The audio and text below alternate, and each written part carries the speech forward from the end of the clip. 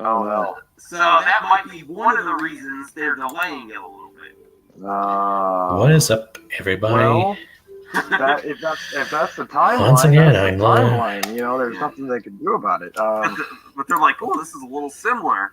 And then I did a classic madman. Rumors, speculation, strong opinions, and a madman.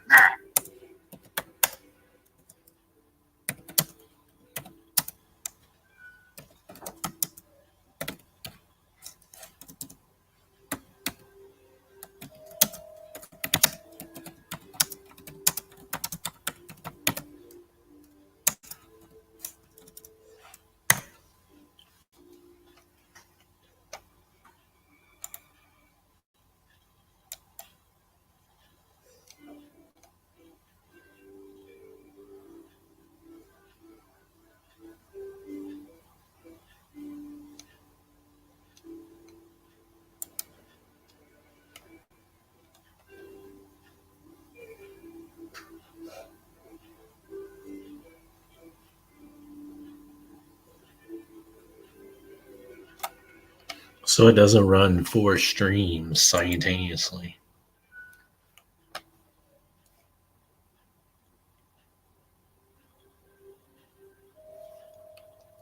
With all kinds of stories to tell, and it just blows my mind they can't think of something.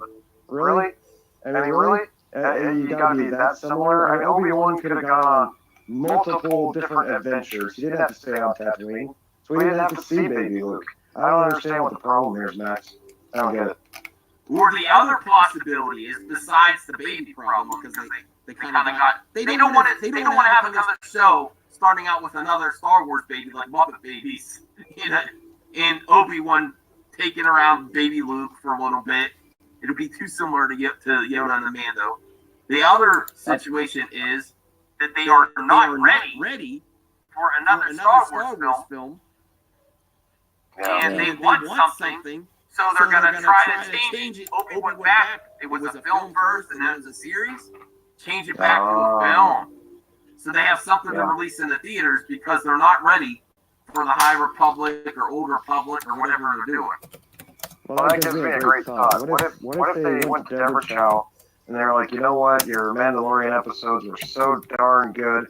We're going to slide this director's contract over to you here, and we're going to go ahead and make an exclusive movie for Disney Plus. That'd be awesome. I could get down with that. If it's a good, solid 2-3 hour movie, right? Or even 2 movies. Maybe like a sequel later, the next year or something. I would love that. But I kind of have the feeling like the people that push the buttons at Disney, the stockholders that sign the checks, like to get things rolling, they're kind of like, we need a film in the theater. And we want it to be, that's my thoughts. And also, even though Deborah Chow was the first female director of Star Wars episode, they still haven't had a theatrical released one. And because I think everyone knows Kathy's on her way out, and she's there, it's people that open or here and there. But what if they want to have her on her way out, have Obi-Wan, which everyone wants, and then have the first theatrical lead? What's going on there? Oh, sipping my syrup over here. I'm getting cool. Friday night. Cool. Yeah. We just need some ladies in here. All right. Where's the Phantom Menace ladies? Phantom Menace ladies. Yeah. So she might be wanting that last headline, the highest grossing trilogy, and then what does she want? A female-directed Star Wars film in theaters. So that's another strong possibility. I like it. I still think they should keep Deborah Chow connected to it because I was very impressed with what she did with Mando. And I think she's got a good eye and a good vision. And as far as everybody knows, Ewan McGregor is still attached. I don't think there's been any more rumors about him leaving the project, right? No, I mean, he's got to be annoyed right now. He's kept his mouth quiet. They messed his. This should have been announced years ago. Because there were so many times When The Last Jedi was at Celebration, when they showed the trailer, they're like, we're going to have an announcement for the next movie by the end of the summer. Right. And of course, Kathy failed to do that because that's when they replaced the solo director. And unfortunately, Carrie Fisher died, and they panicked behind the scenes. I think we can all agree they panicked. So they put it on hold. And then they were going to announce it before The Last Jedi went to theaters because it missed the summer deadline. And then they put it on hold again. They didn't foresee a lot of things happening. The one thing they could have foreseen was Carrie Fisher. And, rest in peace, she was a great, presence, great actress, great personality. But we all knew she had, a lot of issues with drugs and alcohol and such. And it's just sad that, she kind of let herself go a little bit.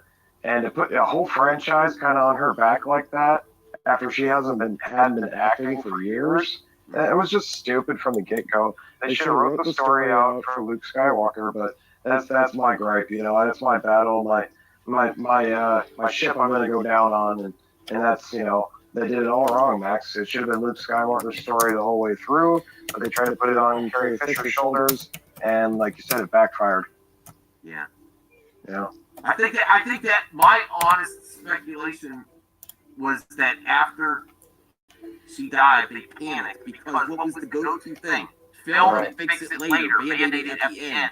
And you can't do reshoots when Carrie's gone. Exactly. So what do they say? They say, oh, we're happy with the final product. This is what we want, and leave it untouched completely. That never happened with Kathy's productions until then. And the desperation stinks off of it because they paid a lot of money to bring back Harrison Ford for his 5-minute cameo. And to me, that was fan service in a way of saying, hey, we know Carrie Fisher died, but hey, here's Harrison Ford. And of course, Mark Hamill got his little spot. Forrest Ghost Luke was not what I wanted to see. And so I was, of course, disappointed with the movie. It had some golden moments here and there that I can appreciate, and I'll always give JJ credit for trying to piece together what Johnson destroyed. Pretty much. It was a mess. So he tried to put together the best he can. Kudos to him for that. But it was kind of a mission impossible, Max. It was pretty much doomed. So we just gotta move on and hope for the best. And hope Kathleen Kennedy just hits the boot. Because she's just been failing so much. Too much. I kind of think that I think Iger wants her out as much as some fans do. Yeah. Honestly, because they're not communicating.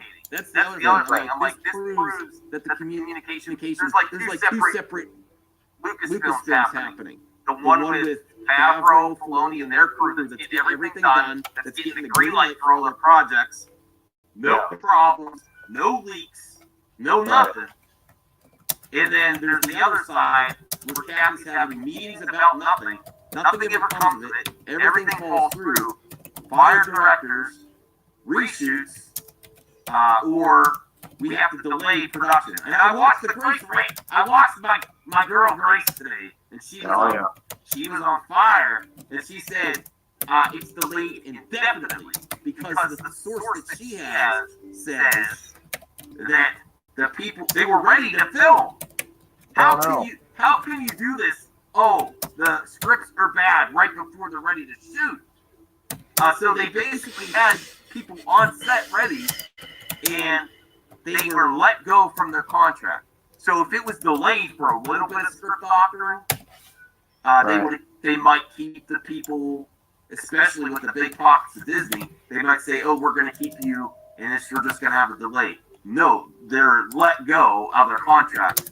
So they could hire them again, but it might not happen. Wow.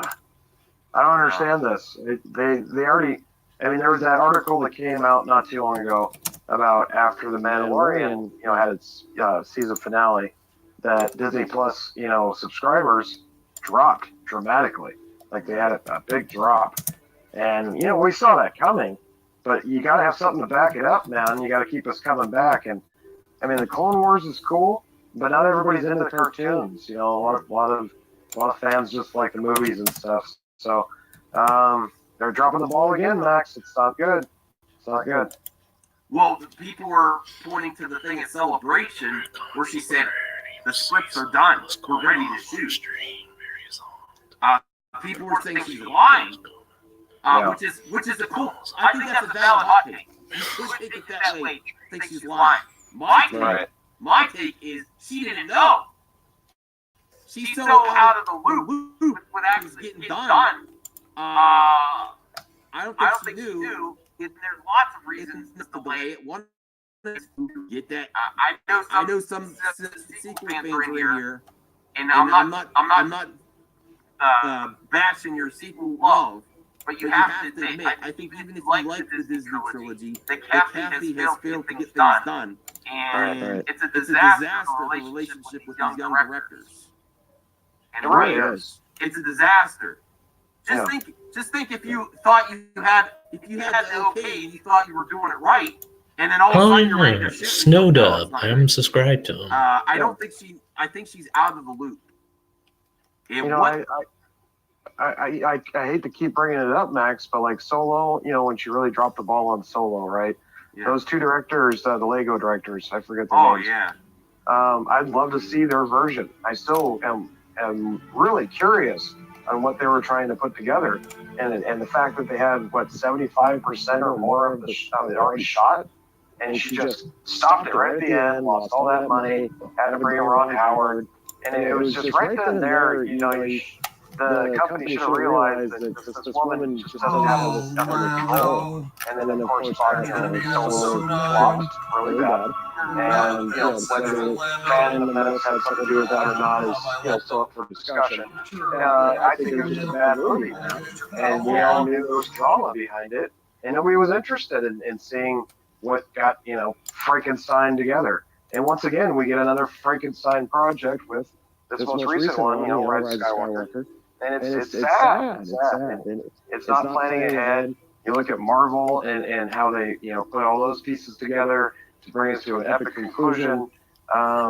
It just doesn't make any damn sense when it comes under the same brand, same company, but two different, franchises. One that's, done really well and one that just cannot get their SHIT together. So we can keep this monetized. I'm going to try to refresh the chat here. So even if some of you fans in here... Oh, thanks, Obi-Wan Vlog. I really appreciate that, brother. Okay, whatever. we got a little bit different things going on. We got some puppet love here. I don't see too much of that on the Menace lately. Yeah, not quite, buddy. They missed out. That's all I'm saying. Let me see here. I want to see, even if you are fans of the sequel trilogy, do you acknowledge that I want to hear from sequel fan lovers. Do you acknowledge that Kathy is not doing her job well? And it's not about I even take it out the politics, like forced diversity or forces female. Don't even consider that. Just take it for, like, if a coach takes over a winning team, throws out the playbook, benches the best players, and doesn't respect the franchise history. Right. So consider it that way, and not man or woman. As a person in that role, is she doing a bad job? Should she go? And I'd like to hear from you guys. I think it's a great point. I think it's a great question. And, when somebody second guesses their original judgment, like she did with Solo, and pulling those directors and putting Ron Howard in, that tells me, that somebody that's just not sure of themselves in their position of power and need to step down. And maybe her ego is too high. I don't know, whatever the situation is. But something needs to change. This is starting to become repetitive, and it gives, people like the Phantom Menace, fuel for especially the ones that do the hate bait clicks. They're all over this, man. And, oh yeah, 5,000 videos of Obi-Wan. They got a second wind all of a sudden. Oh my God, it's out of control. I almost want to turn off my phone, man. just for an example, this is all she needed to work on. Besides JJ did what he could with the Rise of Skywalker. I don't think she fixed much. So this is the only thing she needed to do. Favreau and Filoni and all those great directors were handling The Mandalorian and Clone Wars. This is all she needed to get done. And scripts have been made for the Obi-Wan series for years. And still we're getting this. One project. How can she handle two at the same time anymore? She can't. Yeah, she can't handle, obviously, her responsibilities. And it's so apparent now, even to, people that enjoy something. Like, I enjoyed Rogue One. I did. Yeah, I love Rogue One. Yeah, I ain't gonna lie about that. And I was even on board with Force Awakens. Yeah, it had similarities to New Hope. I ain't gonna disagree with that. But I was interested in some of the story points. And I liked Kylo Ren. I was in. So where they dropped that ball with Last Jedi and everything kind of went tumbling out of control from there, it's just been damage control. At least that's what it feels like. Yeah. It's sad. I can't believe that we're at this point again. I mean, if they announce it's going to be a movie, that might bring some positivity back. But if they don't say anything too, that's the other thing. They don't come out and try to do damage control. They just let people run wild. Like, if something happens, you got to address it. Yeah, or they could be hoodwinking us. You never know. There is a possibility that they just shifted focus. They're going to make a movie or whatever the plan is, and they're trying to keep it under wraps, not trying to maybe trying to throw our attention one way so we don't see something happening over here. Kind of like what they did with the whole Baby Yoda thing. There's been a couple of surprises with Mandalorian that most of us enjoyed. So I think that's why we hold on to hope that they're going to do something right. But bringing back Ewan McGregor to that iconic role is a big deal. They can't screw it up, Max. So if something was wrong, something was bad, or just stunk about those scripts or whatever, then maybe this was the right choice.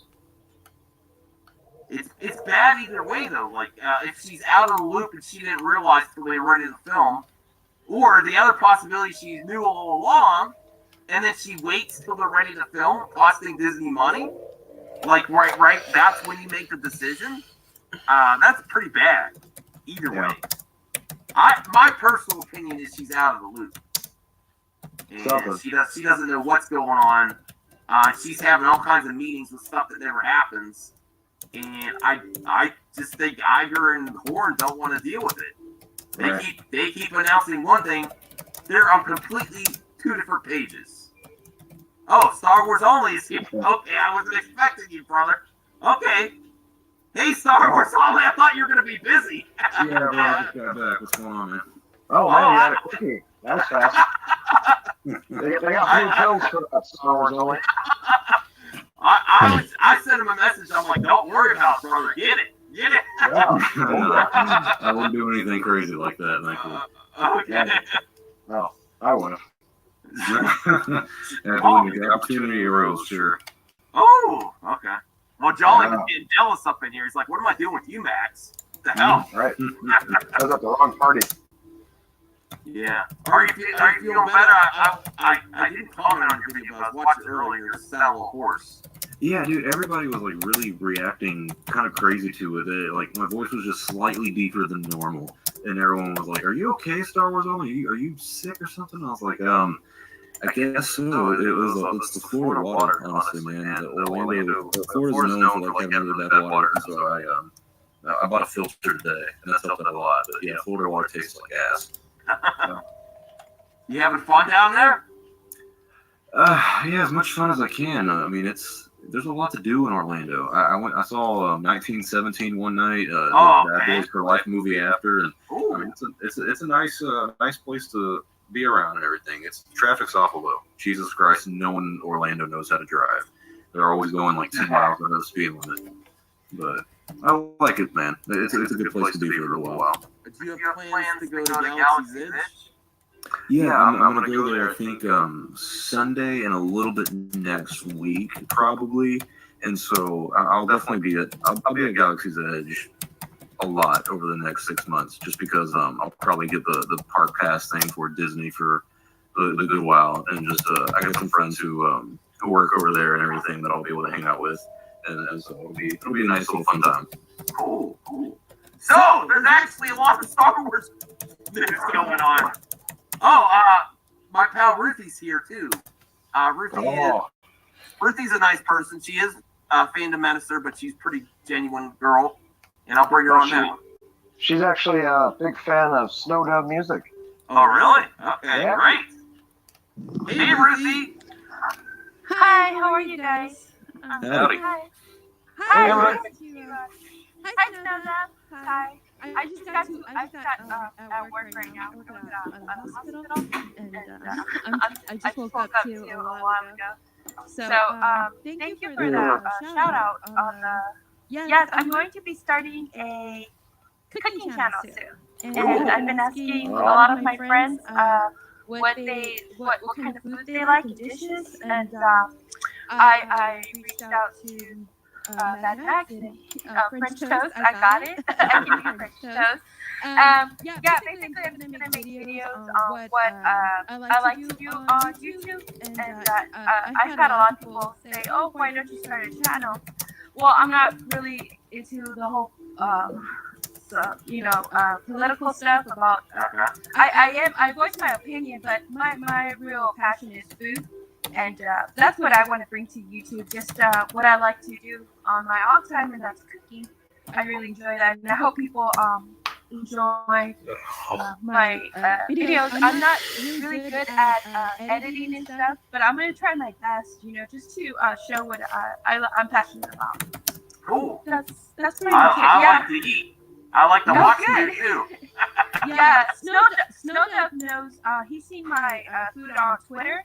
I post a lot of food I do, and I get a lot of likes for it, and I really appreciate that, because I didn't know people would even care. I'll post like stuff I like to cook.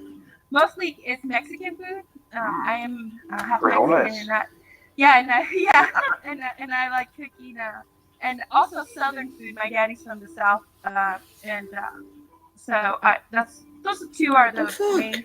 And Italian, I love Italian food too. So hopefully within that reach. Yeah, thank you for letting me do a shout out about my channel. Do you have your channel up already? Like you have a channel? I think that's something. I did. I was gonna do a review channel. That's not my niche. I tried. It's like, and then I locked myself out of my own YouTube. And then I was like, oh, okay, so that's not me. So no, it's gonna start when I'm able to change my name.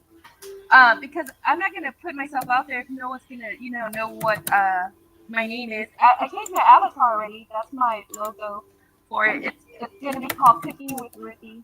So by March, I'm gonna be just uploading twice a week. I'm gonna have Taco Tuesday and Thursday. I don't know yet. And maybe a breakfast stream on Sunday mornings. If anyone wants to jump in, I'm gonna be cooking live. And I just need to learn how to do all that.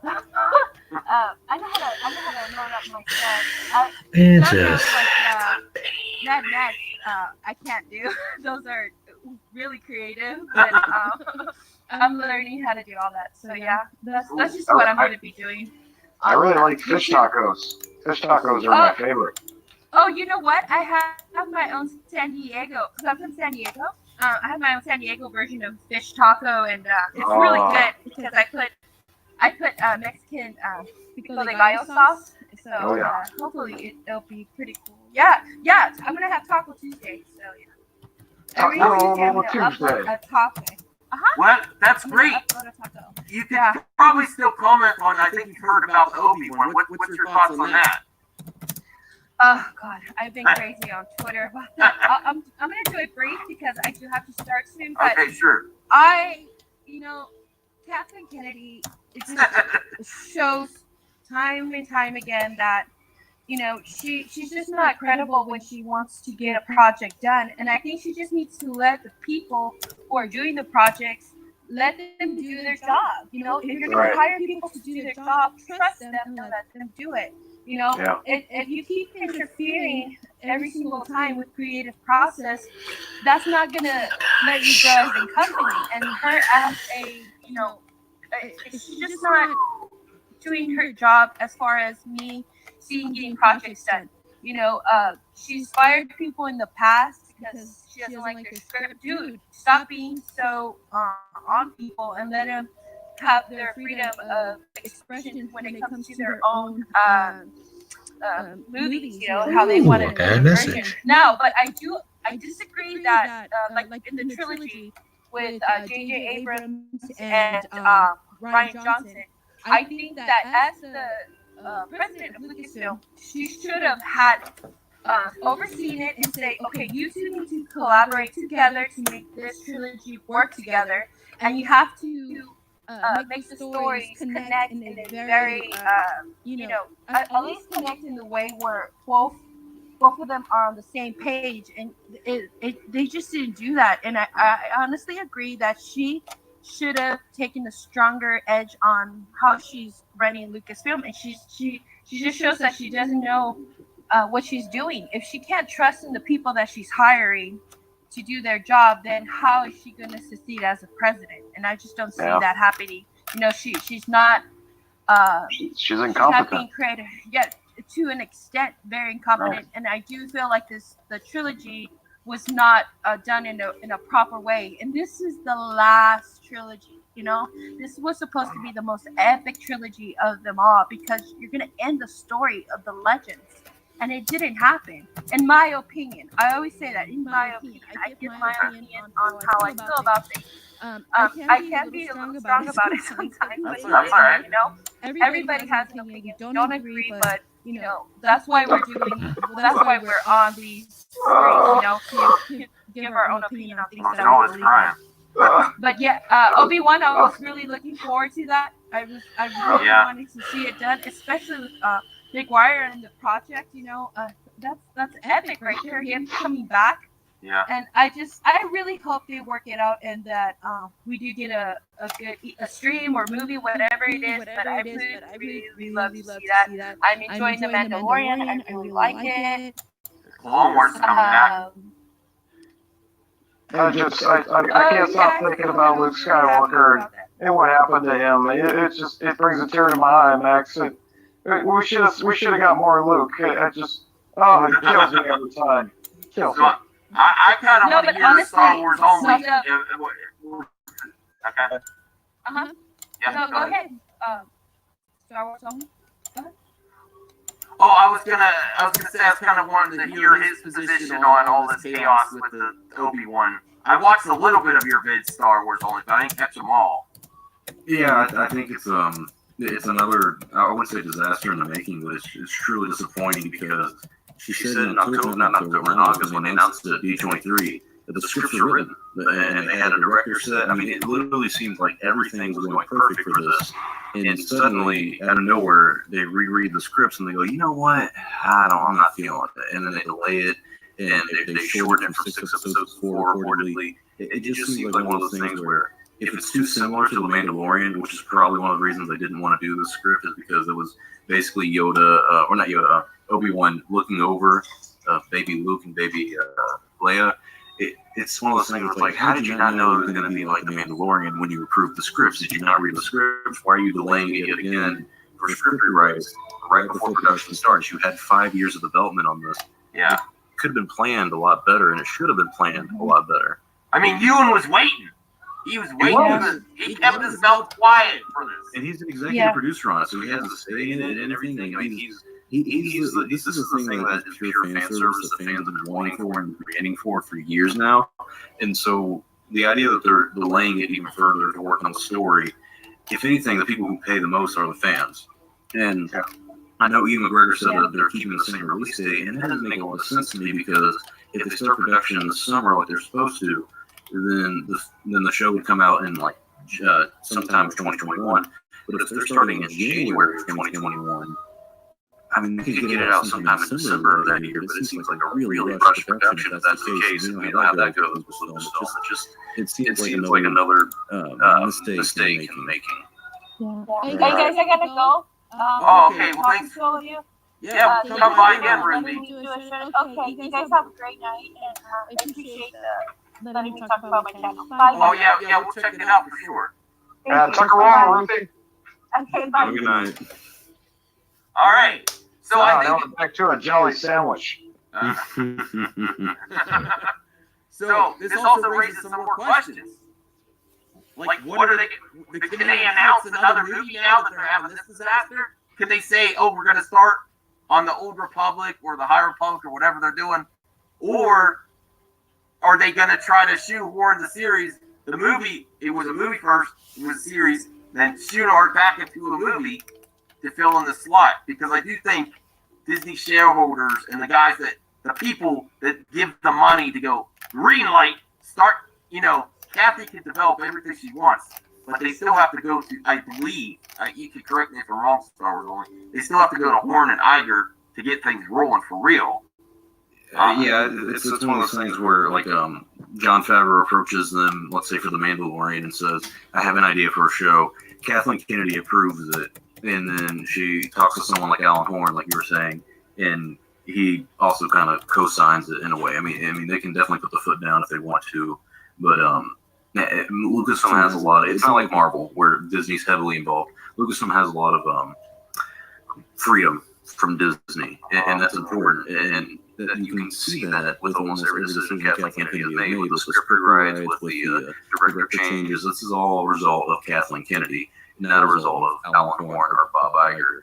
And so, I don't know. Something does have to change over there at the higher ups at Lucasfilm. And I hate saying that now because I feel like thank you for the subscriber. You've been trying to be fair and balanced and give her the benefit of the doubt. Yes. I don't want to say, oh, she needs to be fired. I she needs to be let go. Well, then let's be real. Even though I use fired for clickbait, and I'll admit that 100%. She was never actually going to be publicly fired unless she's like a no one in Hollywood gets that unless caught up in a Me Too type situation. Exactly. But they'll be like, we're getting a new president. Thanks, Kathy, for the highest grossing trilogy of all time. Thank you for all your hard work. And she'll be like phased out. Which my speculation is that's already happening. Now, some people, and I know you might disagree with me on that, Star Wars only, but I'm not saying she's irrelevant at Lucasfilm, but I think she's got she's still involved, but little with The Mandalorian, Favreau, and Filoni's projects, and it's kind of telling. Like, I think Bob Iger, that was his play, putting Johnny Favs in there. That's his go-to guy. He's built him up. He's helped him his whole career at Disney, Johnny Favs, all the way back. Getting into MCU, to Jungle Book, Lion King. He's his go-to guy. If he couldn't have JJ, which he brought JJ back, was it also Bob Iger's plan to have JJ back? Instead of Kathy? No, that was Michelle Rejoin. She was the vice president of live action development. She's the one who got J.J. Abrams to come back. That was all her thing. That's where Lucasfilm has some freedom, but you're right about The Mandalorian. If you look at The Mandalorian, it's executive produced by Kathleen Kennedy, but it's also produced by people like Dave Filoni and Jon Favreau.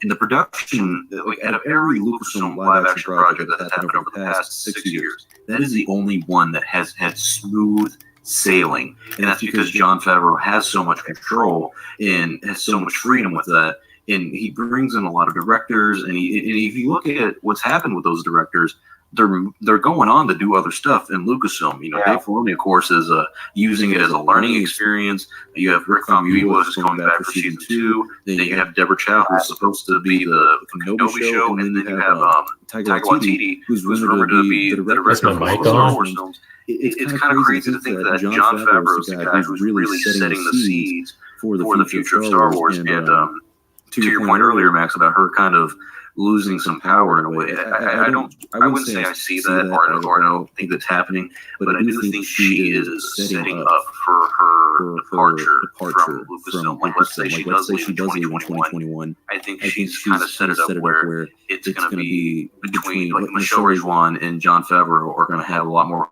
control in the producing realm, and Dave Filoni is going to be a lot more of a creative lead over there at Lucasfilm. It does feel like she's almost kind of like how Lucas brought in Kathleen Kennedy before he sold Disney, and he used that to kind of continue his legacy. It feels like she's doing the same thing, but 3 years, or not even 3, a year ahead of time now.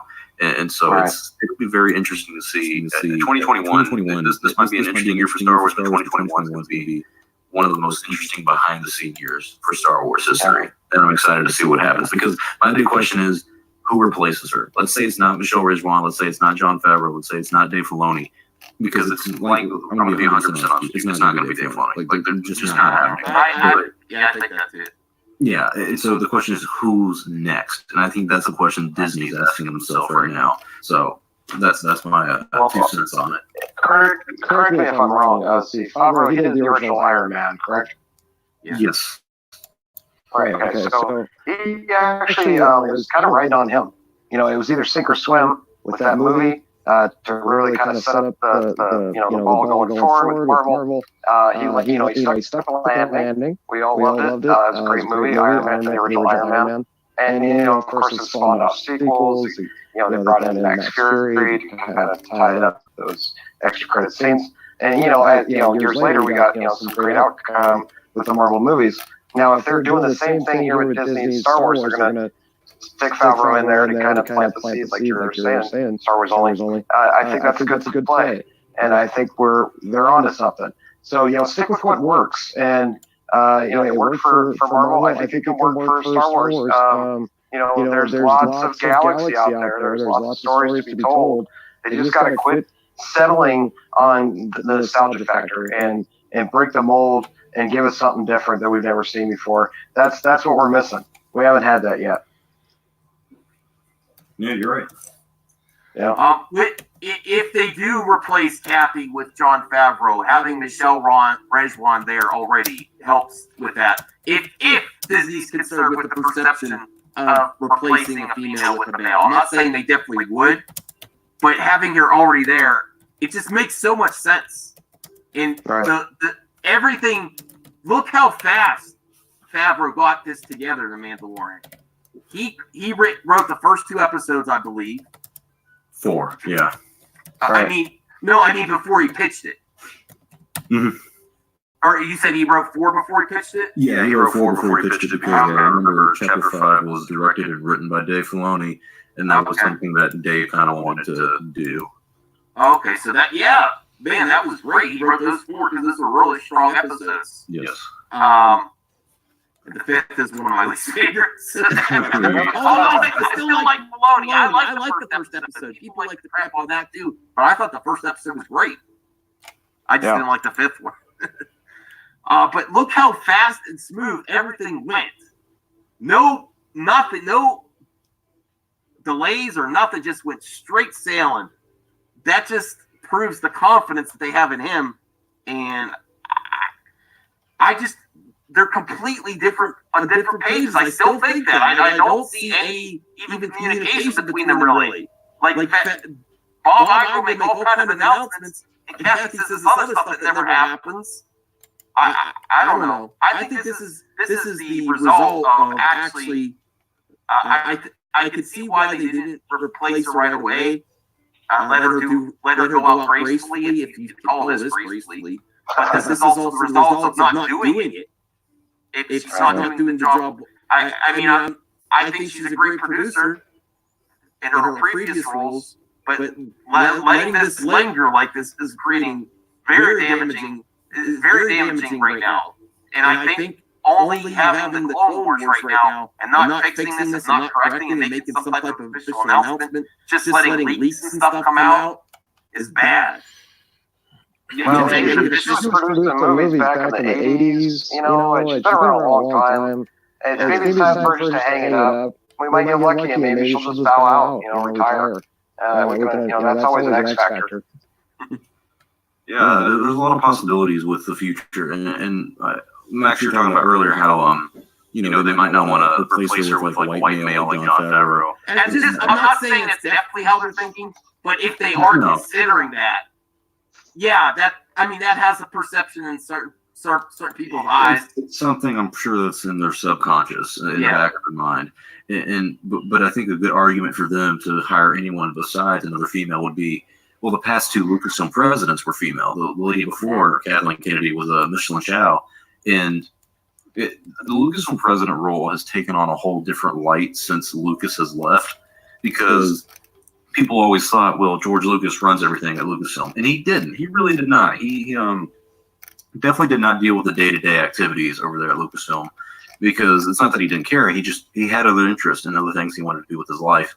And so I think that if we're looking for someone to take Kathleen's spot, and she's taking that graciously, I think it's going to be a decision that's made by Bob Iger and the Disney board, because her contract was renewed in September of 2018. So in September of 2021 is when it goes away. But also remember this, Bob Iger's retiring in December of 2021.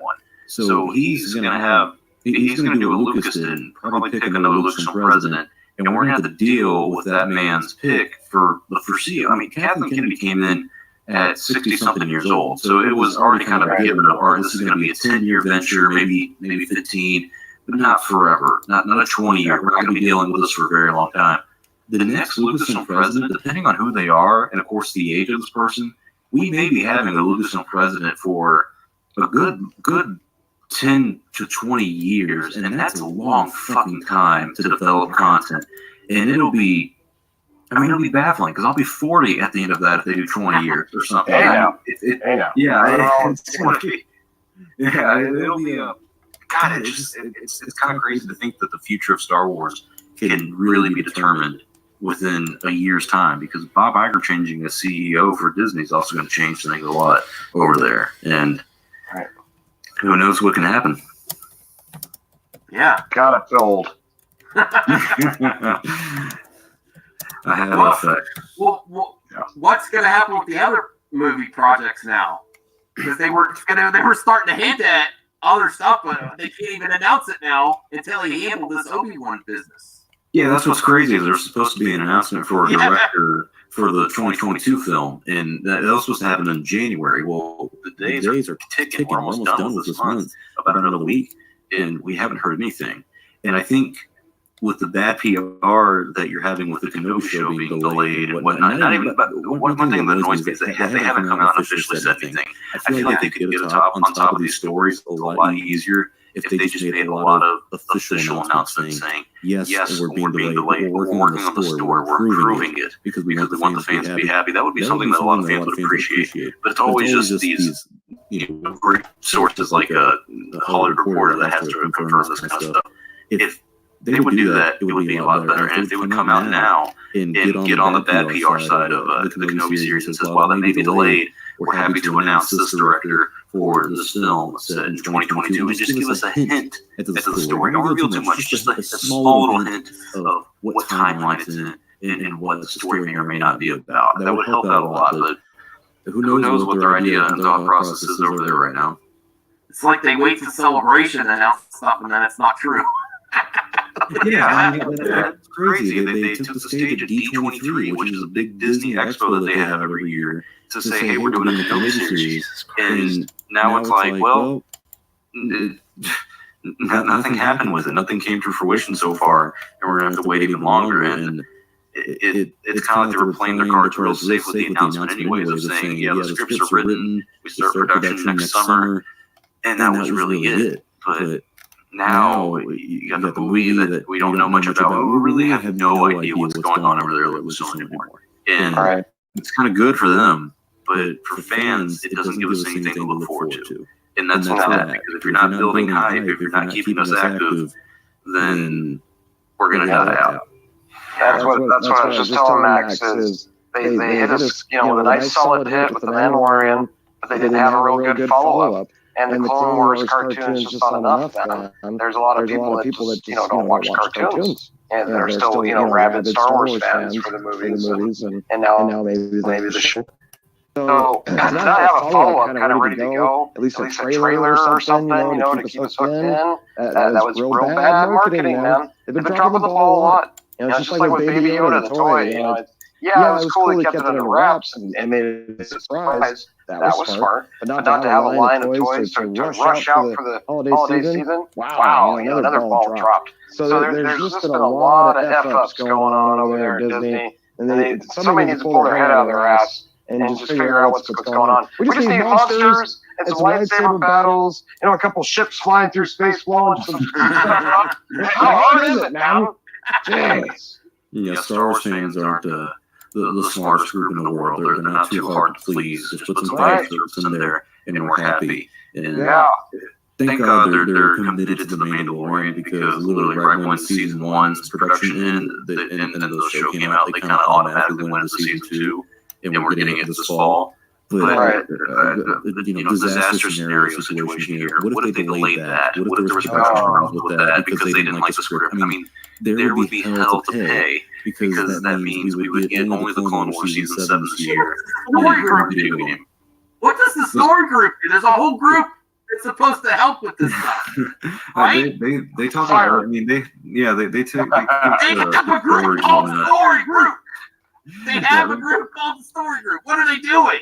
Apparently, they're making Respawn jump over hoops just to make a Jedi game. I mean, it's they're doing Mad Libs, Mad Max. Yeah, I don't agree with that. I know what will fix this tomorrow. Kathy can make an official announcement that the Rian Johnson trilogy is finally going into production. I'm out of here. That's it. You can go to bed, Max. Now you're delirious. That would be great. All the streaming has messed up your brain. Can you imagine the videos coming out? What? We would be breaking in the dough. We would make so much money. I might make that thumbnail tomorrow.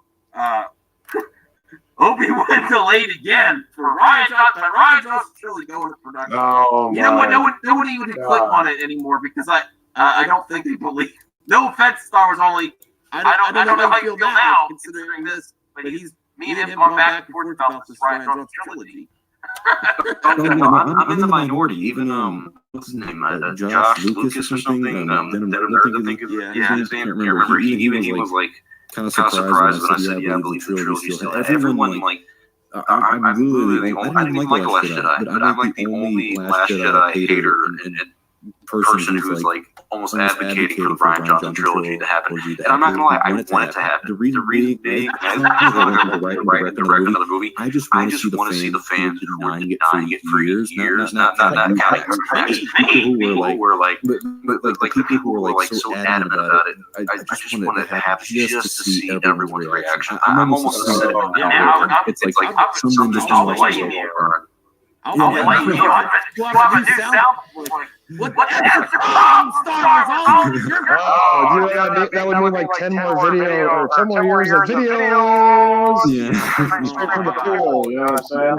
It'd be great though. I hope Lucasfilm gives me credit that we're like, what we're thinking about doing if Star Wars only made such a good case on to make the trilogy that Ryan said he's still dedicated to doing it. That would make my dream come true, because I piss off the Star Wars fandom. Well, what about that Cassian Andor? That's another one I said I don't think it's going to happen. It wasn't. It was actually going to be canceled in 2019. But I don't know if you guys remember, Tony Gilroy came in and saved the Rogue One film. Well, he came in and saved the Cassian Andor show. Okay. He came in and he's fixing the script. So yeah, that's going into production. Well, I trust 2021, I think. Yeah, I like his work. But yeah, that's another show. Like I said, literally every project except for The Mandalorian has had problems, and they were literally going to cancel the Cassian Andor show, which was a show no one asked for. Not a soul in the world. Literally, it was like that meme where it's like nobody, absolutely no one, and then Lucasfilm saying, "Hey, we're making a Cassian Andor show."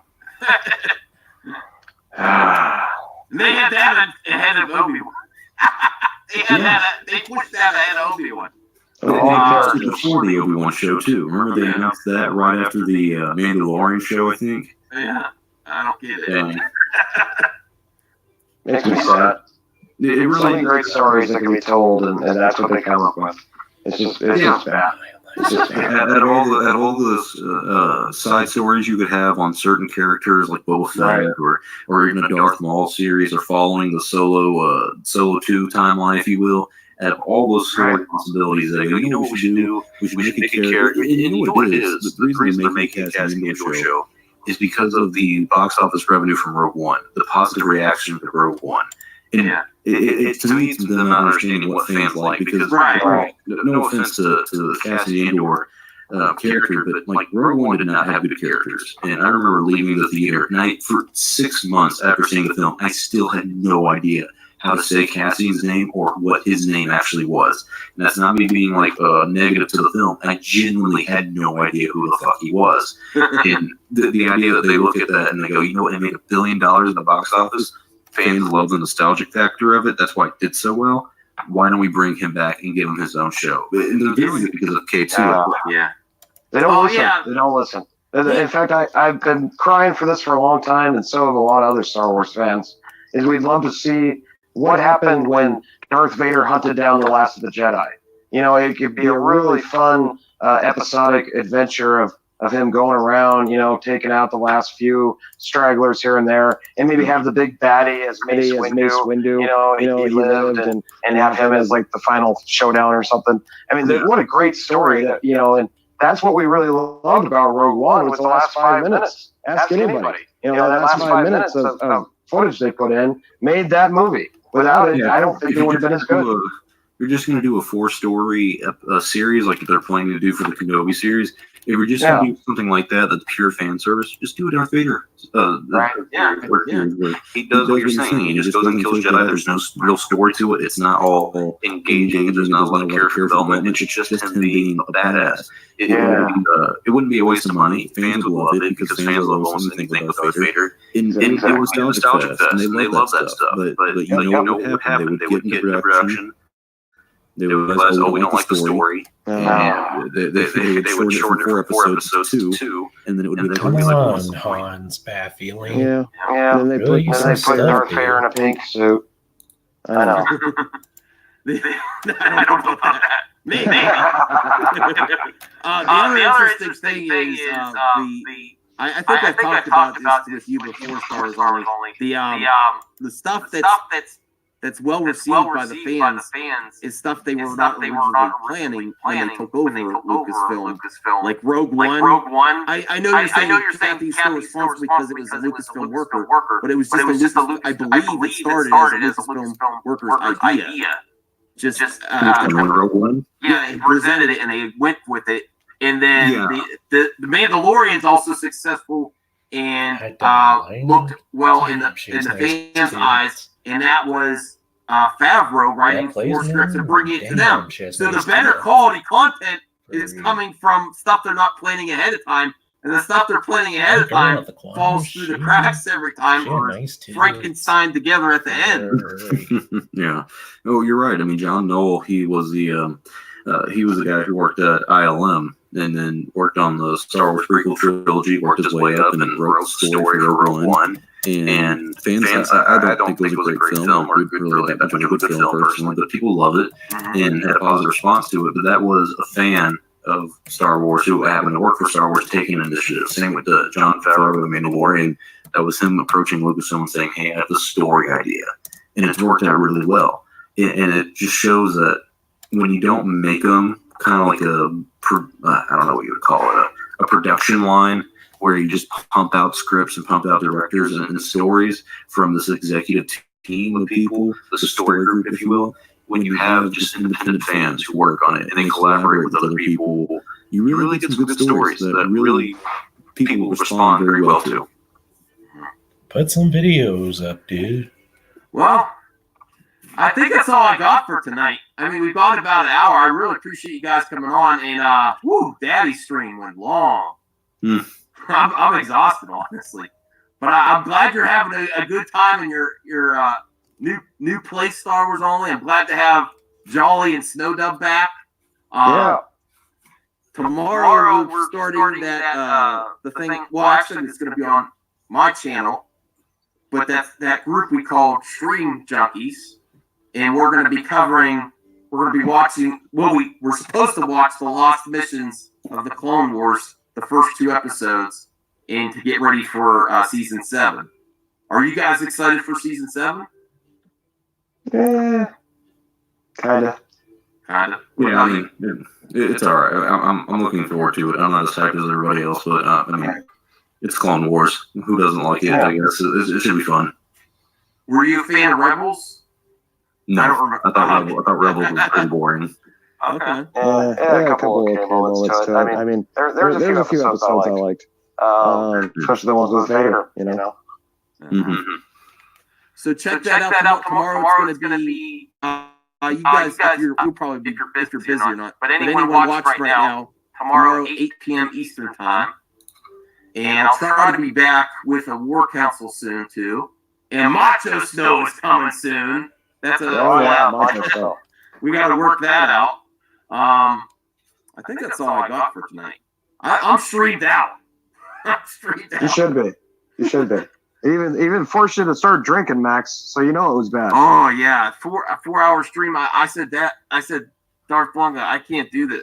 You might be mad at me. I just left. Someone was talking there constantly. I couldn't even go. Like I can't think because I like to do these smaller streams and then be done. Whew. Yeah. Well, smash that like button. Much love to the chat. I see Chubby Teddy down there. What's up, Chubby? I saw in there. You saw his Trouble? Yeah. Oh, yeah. Tomorrow night, Ribbit and Bigot show. Come on out. Probably about time Max's Binge Buddy show is over. Yeah, we'll send people over, right? Yeah. Yeah. Oh, we gotta have you on Star Wars only one of these nights if you like to hang out with puppets. Oh, yeah, I love Muppets. The Muppets is a great show. It's one of my favorites. I want to see. Yes. We're not a puppet folk. Okay, cool. I want to see a partying before Star Wars, you know what I mean? And then get on the show, and then let's see what happens. We smoke tough. All right. Well, I think we'll say goodnight. Thanks, everybody. Get some rest. We all need some rest. All right. Bye. Tuck and roll.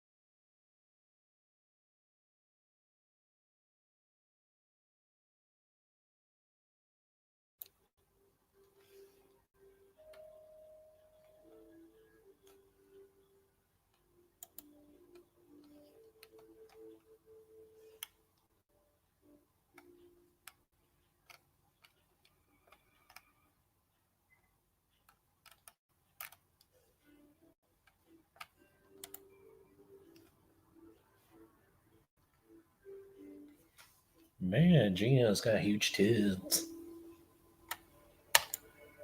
Furry. Comic Stories channel's funny, but like I can't always understand them. I listen real close. It's kind of stressful. You know, I'm like, what is he saying about comic books? He did a review of Cyberpunk. I was like, what is he saying about Cyberpunk? Does he like it? I can't tell. Well, he hasn't ripped it up with his claws. So maybe he does. Deadwood Dale points out that women are gay.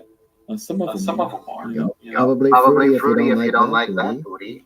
$400 Darth Fat Ass. Thank you, Darth Fat Ass. It's very kind of you. I can't believe we ran out of people with artwork to sell. Can't believe it. 400 is the bid right now. CC, do you want to count down? That quick. I mean, you know, look, we move along here. I got a lot of stuff.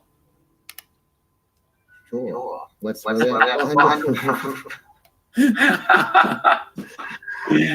gonna do? doing something wrong. You're cutting off good there. 420 confirmed. Yeah. Oh, thank you, Junkyard Done, saving my ass. I had no idea what was going on. 420. Oh my God, dude. I would love to beat right now. I've been drinking coffee and water, no booze today. Really? Yeah.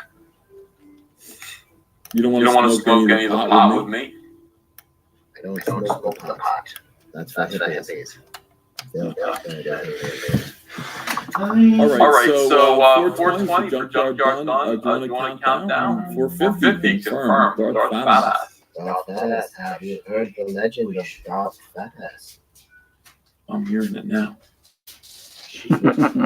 He has ways of bidding that are known as being unnatural. Well, I mean, you know. Call me a damn hippie then, says the Imperial Inquisitor. Yeah. No, I wouldn't call you a hippie. You know. Angela Profish says dirty hippies. I like Angela Profish. She wants me to sing and she hates the dirty hippies. 450 confirmed for Darth Fatass. You ready to count it down? I am ready. Go and do. Another bargain of the evening here. This is from 1998.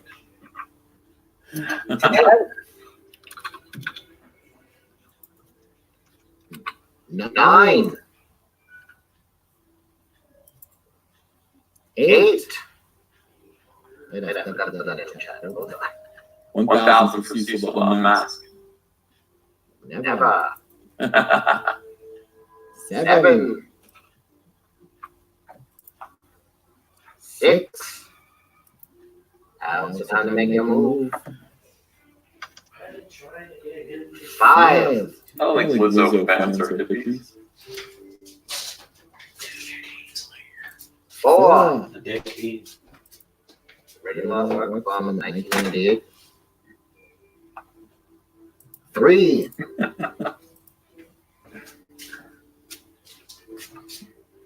500 confirmed. 500 Mr. Biggins at the wire. Unbelievable. His timing is impeccable, but he's wreckable for Darth Fatass. Thank you, Mr. Biggins. 500 confirmed. Oh, doggies. My pulse is ready. Damn, she was zonked out on stream. Keep going with that countdown? 2. Oh, it's not the beginning. 10. Damn, she is zonked out. 9. Dude. 8. 7. Man, you're heavily zonked. 6. I don't think Lizzo's a Lizzo. 5. My stream is zonked. 4. Shit. It's now or never, folks. You're gonna make your move. You better do it soon. 3. Victory is within the grasp of Mr. Biggins right now. 2. And I say to you, 1 sold to Mr. Biggins. Thank you, Mr. Biggins. Thank you. I appreciate it, sir. My PayPal is in the link below in the description. Thank you so much for that. I appreciate it. Okay, let's see. EJ. What do you got, pal? To be honest with you, I think I might be done. I mean, I have some sketches that I've done on my copy paper. You can try. Someone actually died.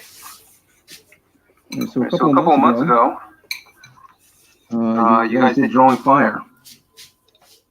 Where was that? And the theme of that was Zombie Cyber Frog.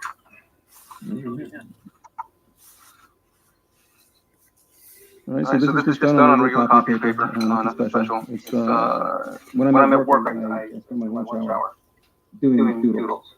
And so this was something that I wanted to do to try to. Wow. That is badass. That is it. Jesus Christ. 150 confirmed. Cobra shut down. Wow. 150. Masterpieces can be written on copy paper. Yesterday was written on a napkin. I told you, everybody's like, this guy's crazy talented. Yeah, no kidding. Amazing. Well, thank you, Cole. Appreciate it. 150 confirmed. Who could beat 150 with 160? Damn. Yeah, so keep all my sketches in the full sketch book. Mr. Biggins says, who the fuck is this guy? He's the shit. No kidding. Mr. Biggins, this is EJ Morges. He is drawing Cyberfrog Numb right now. He's doing a Cyberfrog one shot. So this is one of the things that I backed Galactic Guardians Mayhem. And I did a little extra during Legends for him as well. People are saying, how can anyone draw this well? Who is this kid? He's not a kid. I mean, he used to work for, where'd you work? Xeno, Craft? Yeah, I did a short story. I did a half a book for Zenoscope in 2013. And, well, that was a chore. You're my age, aren't you? How old are you? Yeah, I'm 44. I'll be 45 in a couple months. Yeah. Everybody thinks you're a kid, you know, what the fuck? 160 confirmed. That sounds good to me, Powerhouse. Why don't you show EJ some love, guys? Powerhouse with the power move. Yeah. He's the kid like Robert Redford was in The Natural. I mean, at 160 for a drawing like that, well, yeah. I mean, come on now. You know, look at it. It's horrible. Like, I don't want to think of Cyberfrog, but we're bastard. Everybody in the chat is loving on EJ. 165 confirmed. Are we doing $5 increments? I'd rather not. You know, $10, please.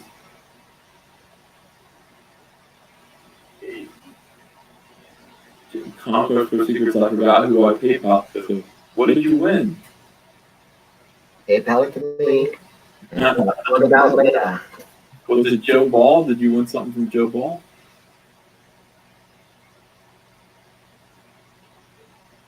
I'll give you my PayPal and I'll straighten that out for you. Just send the money to Cecil.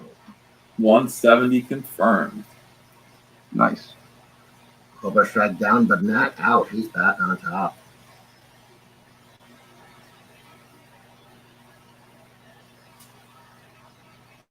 Yeah. Zorak's mad. You did $5 earlier when you screwed me, fool. He's got a point. 170 is Cobra right now. Blue Cobb is saying 1,000 for Ethan not to sing. I'm not going to sing. I don't believe him.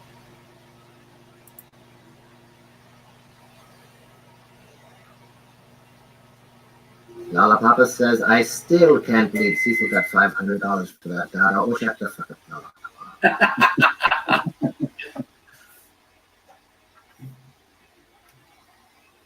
Jabba the Cup says, warn me that defense. All right, okay. What's at auction, folks? We're selling. Take a look. Drink it in.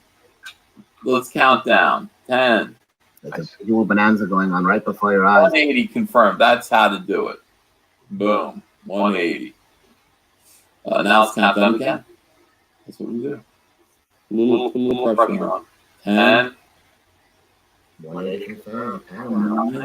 424.20. This tip is kind of nifty. He's paying 8. 7. 6.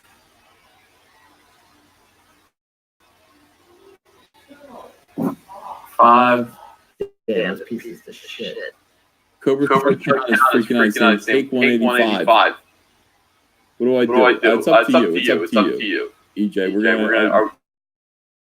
You want to do 180? Okay. Confirm. Plus, that makes things right with Yeah, it fixes that. So 185 confirmed. So if somebody wants to do 190, that's fine too. Go so I guess, save $5. I love it. Every little bit counts. Yeah. That's my motto. Hey, $5 is $5.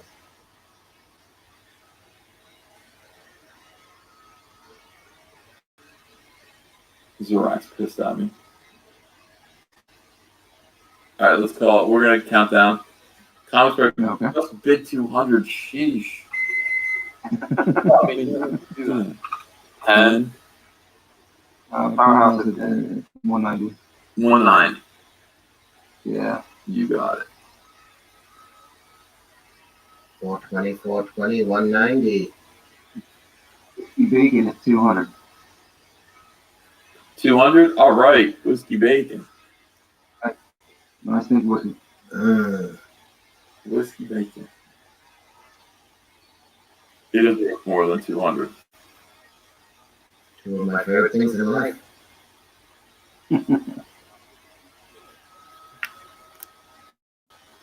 Jabba the Hutt pleads to end his suffering.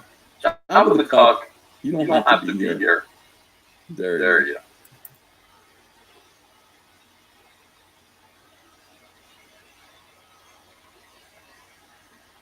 Whiskey Bacon. Whiskey strengthens the liver to trial by fire. Bacon strengthens the heart.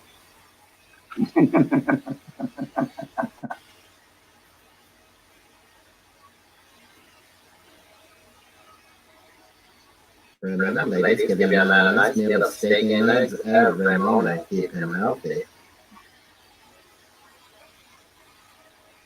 Mr. Biggins. Cobra for 205. Is that what's going on? I didn't see it. Cobra, yeah, 205. We love you long time. Confirmed. That was tricky. That was hard to notice in the chat, but yeah, 205.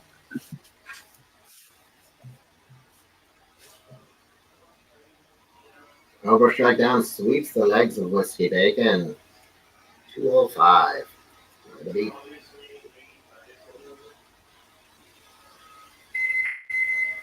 People are outraged. Amateur Ensis. Cecil gets 500. This guy only gets 205. What the fuck? Yeah.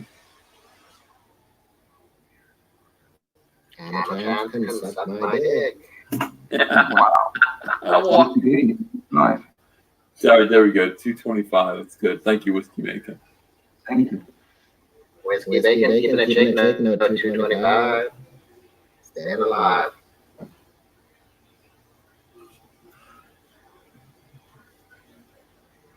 Cecil is not drunk. He doesn't want to die just today.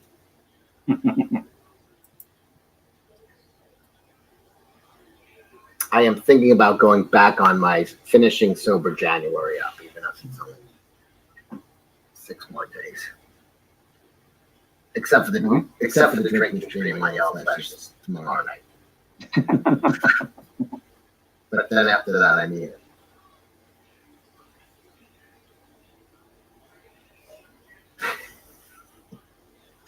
Horrible things going.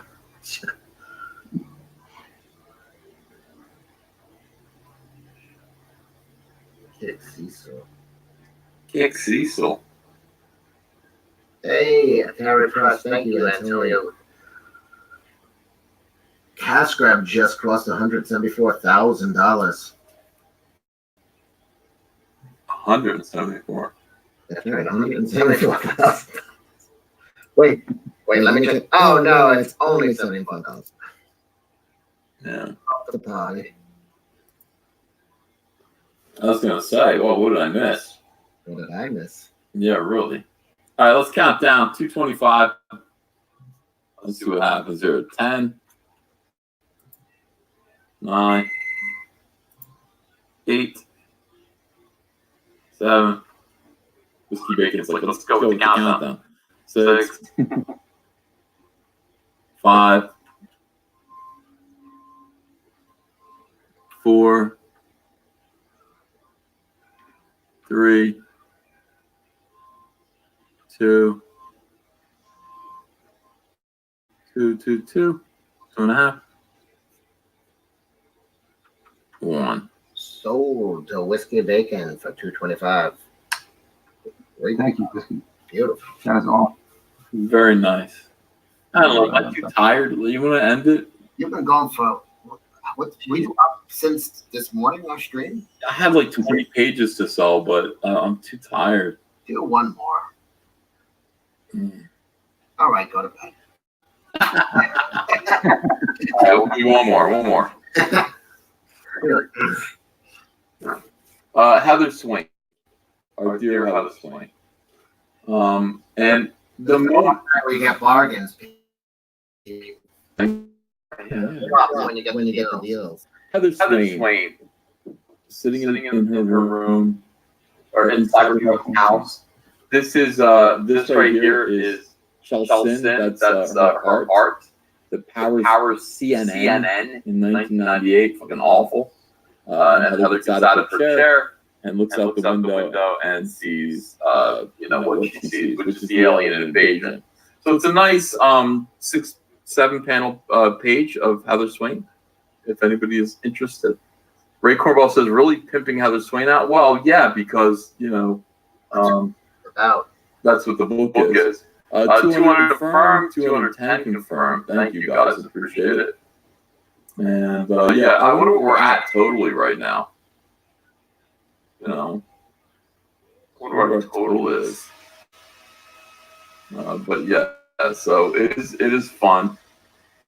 Hooray! Should I add another page to this? Should I do 2 pages? I'm gonna do 2 pages. I'm gonna make this extra special, Cecil. Cam 1138 is now getting 2 pages for $2.10. That's correct. Stop the presses and coming in at $2.30. Here comes. You're gonna get both pages here. 2 pages. They got $2.50. Fat as 300. They're coming in fast and furious now. Okay, so you're gonna get the both pages continue. Heather sees the tentacle from this. Look at this shot of Camden overhead. Fat as 300 in the lead. Heather Swain's face. Down 350 for Cobra Strike down. Yeah. See where we at. 500 confirmed the comics bear. Mauling the competition. Cam 1138, 360 confirmed. Well, Toy Machine says 600. 600 for Toy Machine. Yeah. 666 for Veilmed. I love it. Satan, fun. Iron Maiden fan. I salute you. Mark of the Beast. Mark of the Beast. I like hearing someone from the 1930s say that. Mark of the Beast. Yeah, so we're at 666. You get 2 pages on it. So you get the whole sequence where Heather first encounters invasion. Super detailed. I mean, it's it's crazy detail. Mr. Biggins has please show each separately close up.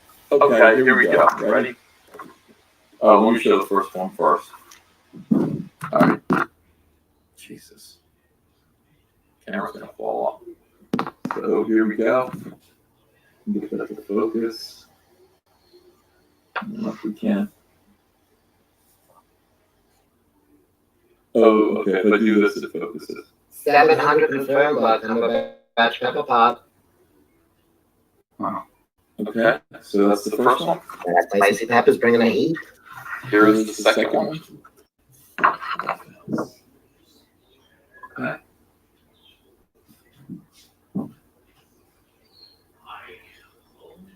There we go. Nice. Spicier than a bag of flaming hot Cheetos doing the mariachi and my large intestines. So there you have it. He confirmed it, which also means that debunks the fact that a lot of people thought he was going to plead insanity in his ongoing court cases. So now it'll be very interesting to see who comes out the original court cases. You may have heard that Onision, aka Gregory Jackson, aka James Jackson, put together a little legal complaint on its own. Didn't use any where are we at? $700. Yeah, Cumberbatch page. You're gonna get both of them for one price. So whatever your bidding is, what it comes down to. I'll see what they've done. So there it is, 700. By the way, it's been 16,665. Ending the corner. How much has it been? 16,665. Oh, 666 in the middle of that. That's true. Cumberbatch Pepper Pot says 700 confirmed. That's right. Okay. It is a white mission. Samburbia picture says I don't trust Adam Friended.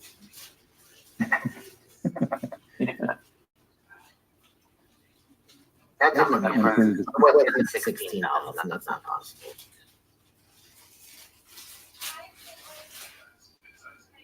All right. You want to count down?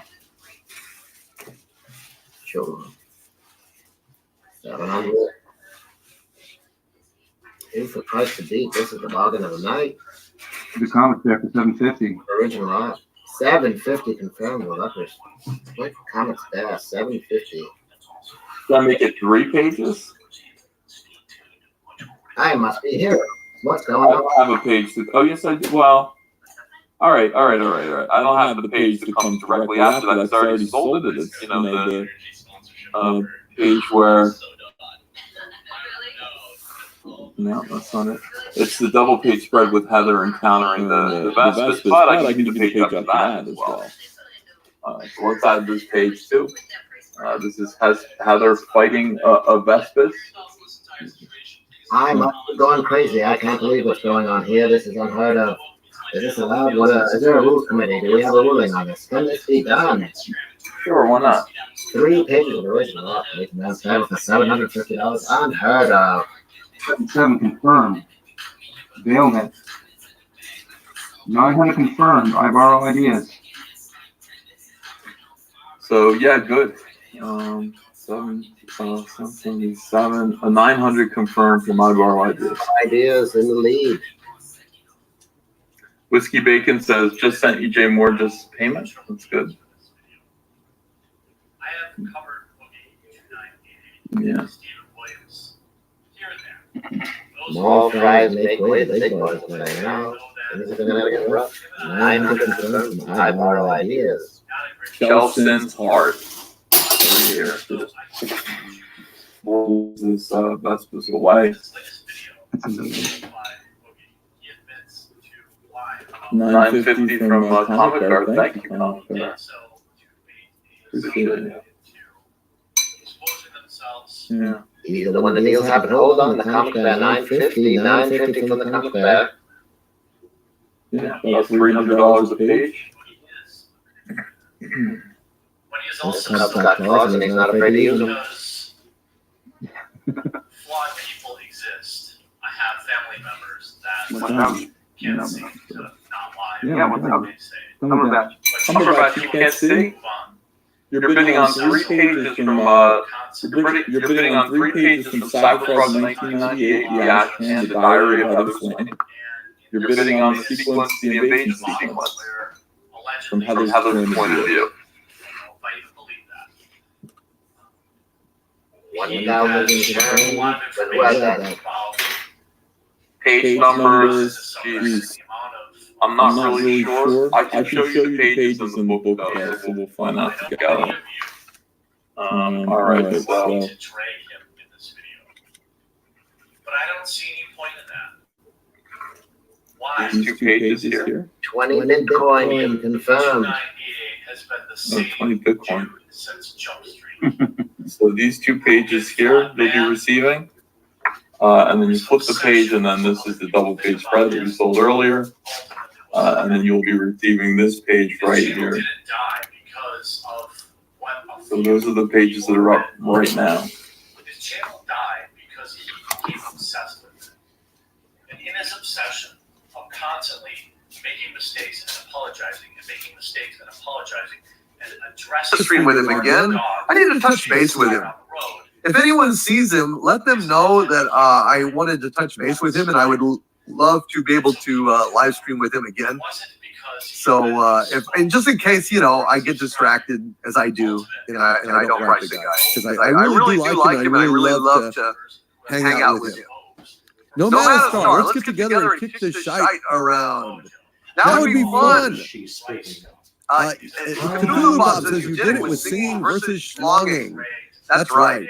And Lily B, we forgive you, Doomcock, and so does Harvey, but be aware, Harvey will take over. I worry about it. I worry about it. But I'd love to do a stream with the Critical Drinker. So let him know, please. Send a message. Be an emissary, and hopefully we can make it happen. I tell you, I am so overwhelmed that I just can't. You know, all these extra things I want to do, I never get to them because I'm just trying to tread, you know, tread water. You know, keep my head above water. Unfortunately, it's just sad. But yeah, it would be fun. So I'm thinking about doing an arch villain live stream, maybe like Sunday afternoon.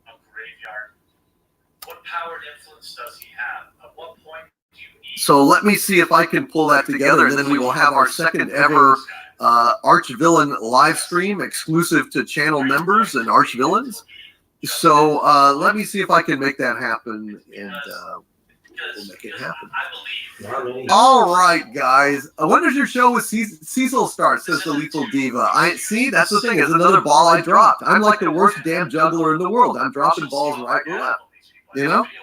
It just sucks, and I really want to do that with him. Yes. Jeffrey Wolf, Doomcock needs a work wife. A work wife. It's just like the problem is I don't know how to do any of this stuff with anybody. I mean, if I was anyone that could do any kind of help for me, I'd have to turn over the keys of the kingdom. I mean, they'd have to have my, you know, passwords and stuff, and I just can't. So I just have to do it myself. I have no help. None. Zero. So that's just the way it's going to have to be. Tim Christ says, "Damn it, no love today." LOL. What? Tim, did you say something? And I didn't reply or something. Tim Christ. Here we go. Tim Christ says, "Years ago, I made a halfling barb / bard that was raised by orcs. This last Wednesday, I made an orc, and the GM randoed my backstory. My orc is raised by halflings, and he's a monk." Nice, Tim. Nice. Yeah, well, maybe you should get together with Robert Meza. He's wanting to do some gaming. Get some Doom gaming going over there. It'd be a lot of fun. Get a lawyer and hire somebody, says Rhino Sin. Yeah, I don't know. It's just, I'm just screwed. I'm just screwed. Ken Jack Ben says your emails. Well, email again. You know, uploads. Well, that's easy. Packages. Well, the packages. I don't know.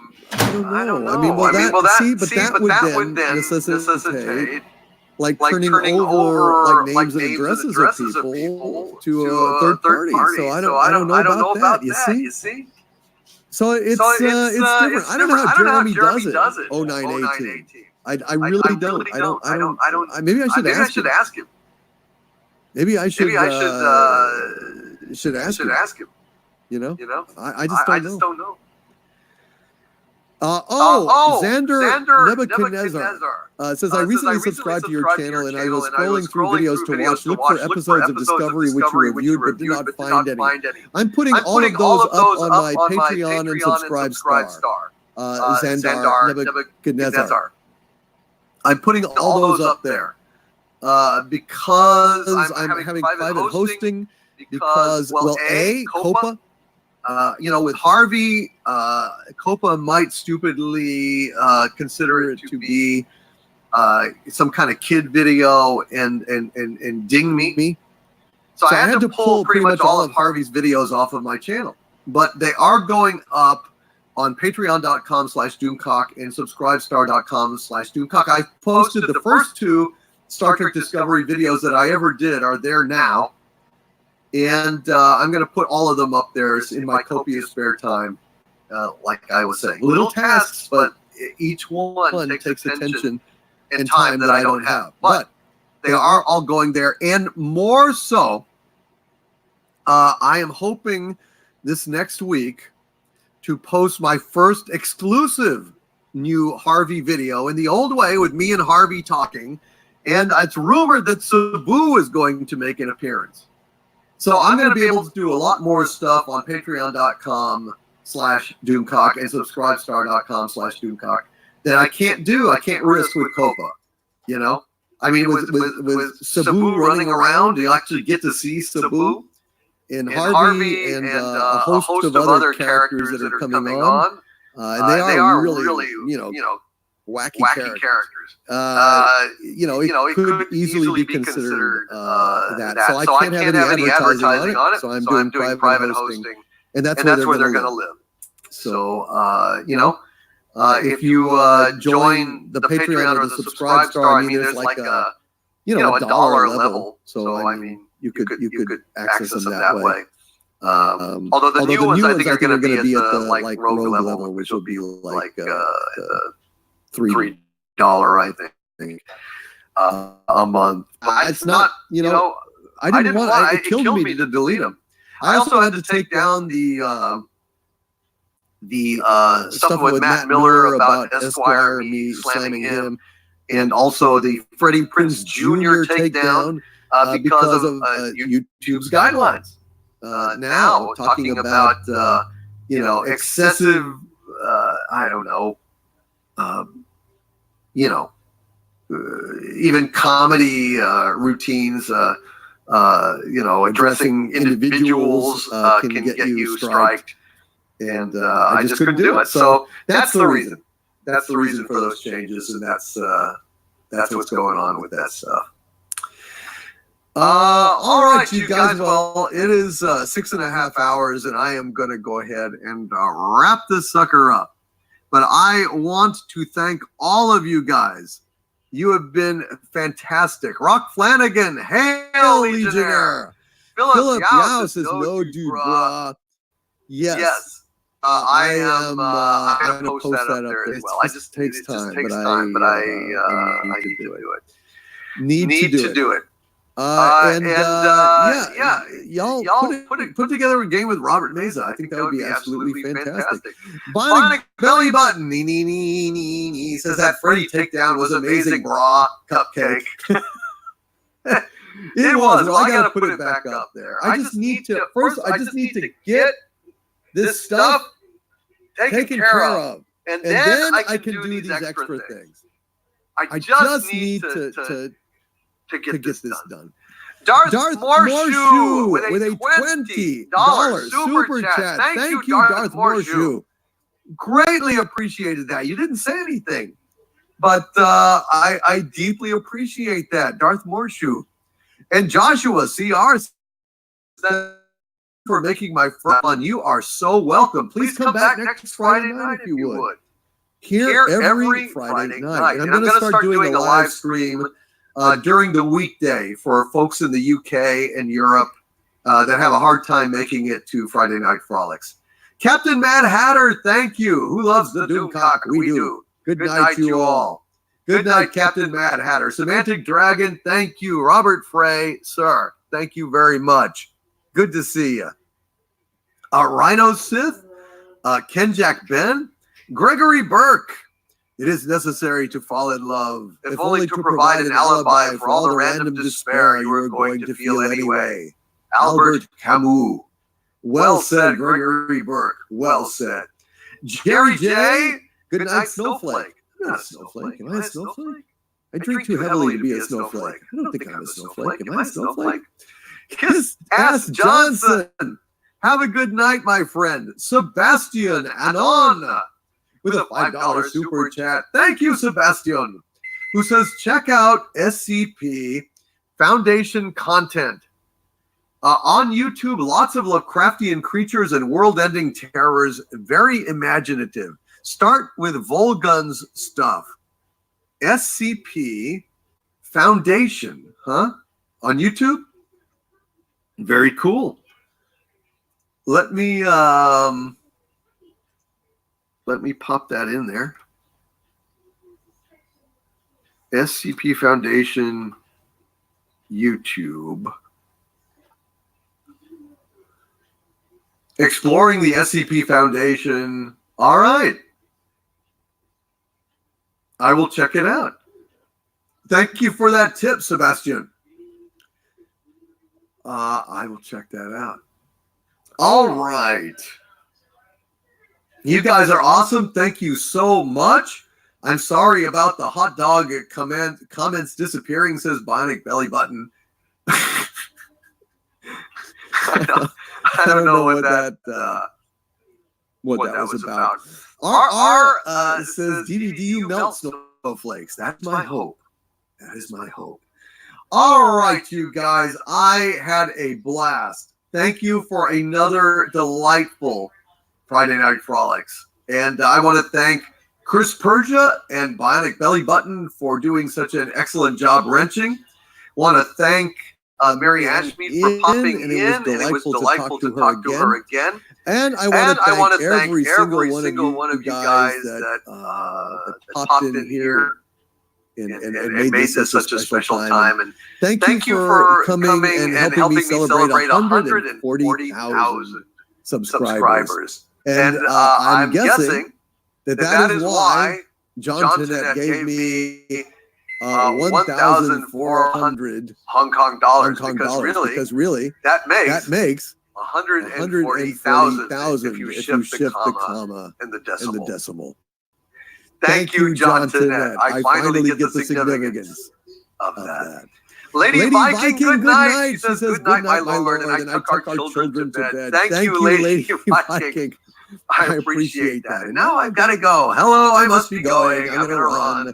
Where's the next tramp steamer that I can catch to Taiwan? Now Brazil's not even far enough. I gotta get all the way to Taiwan or something. I gotta get all the way to Taiwan. All right, you guys. Snarky Weezer, good night, my dear. Bionic Belly Button, Semantic Dragon, Red Pill Gary, Rhino Sith, Keck 44, Gregory Burke, Darken Sangrax, insert name here.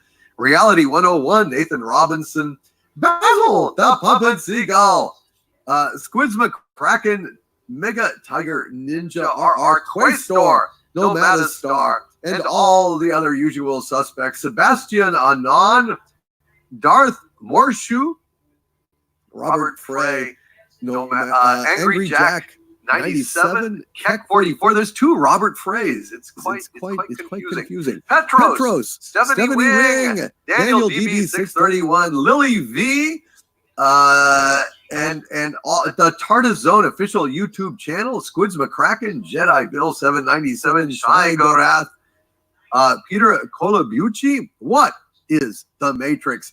Kwabena Johnson, Dustin Rogers, Stellar Heather. You are Stellar Heather.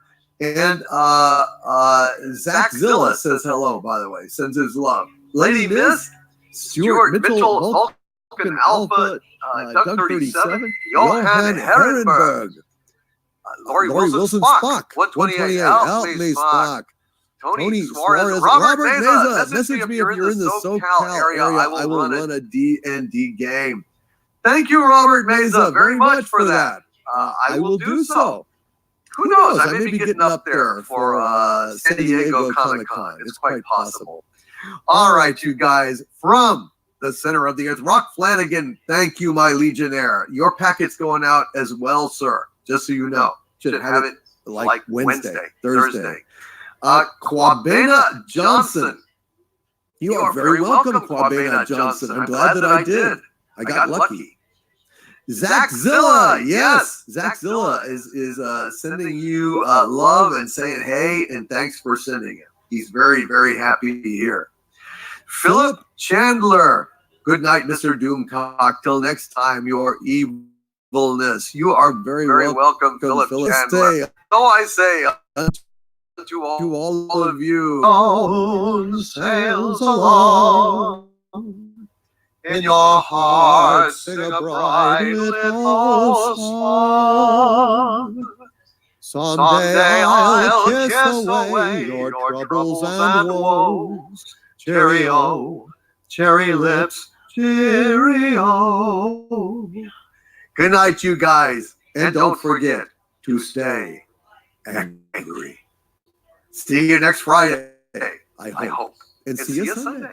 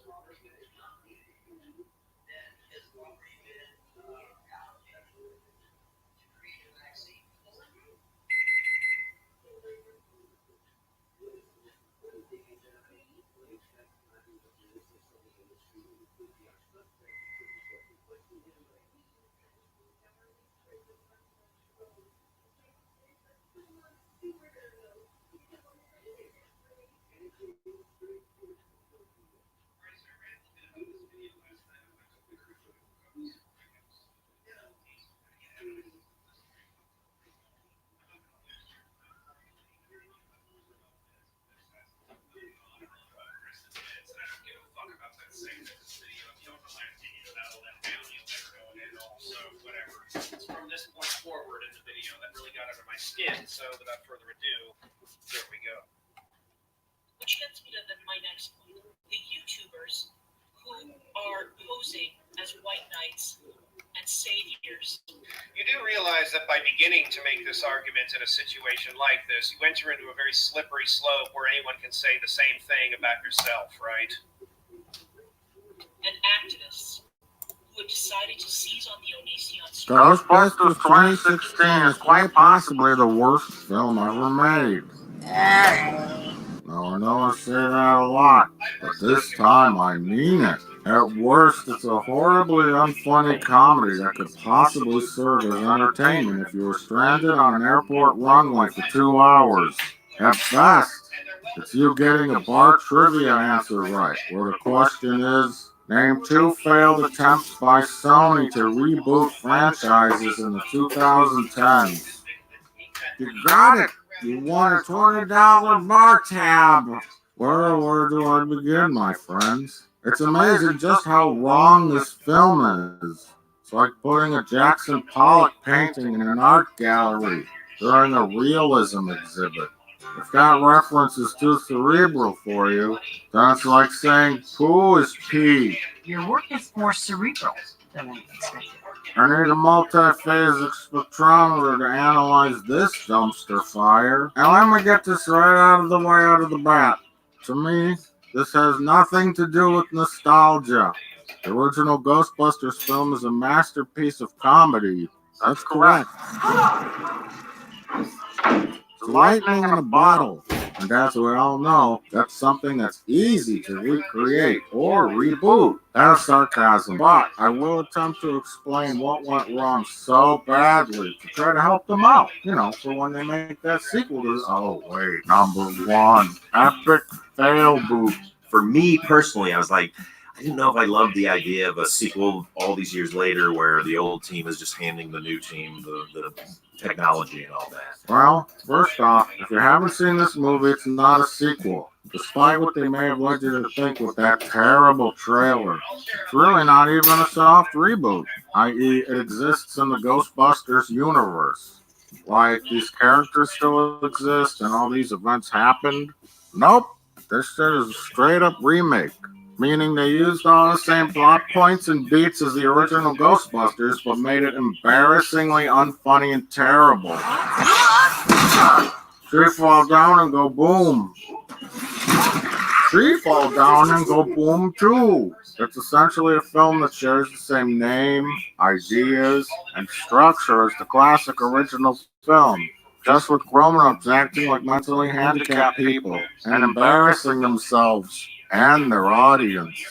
Speaking of embarrassing, let's talk about our first two culprits.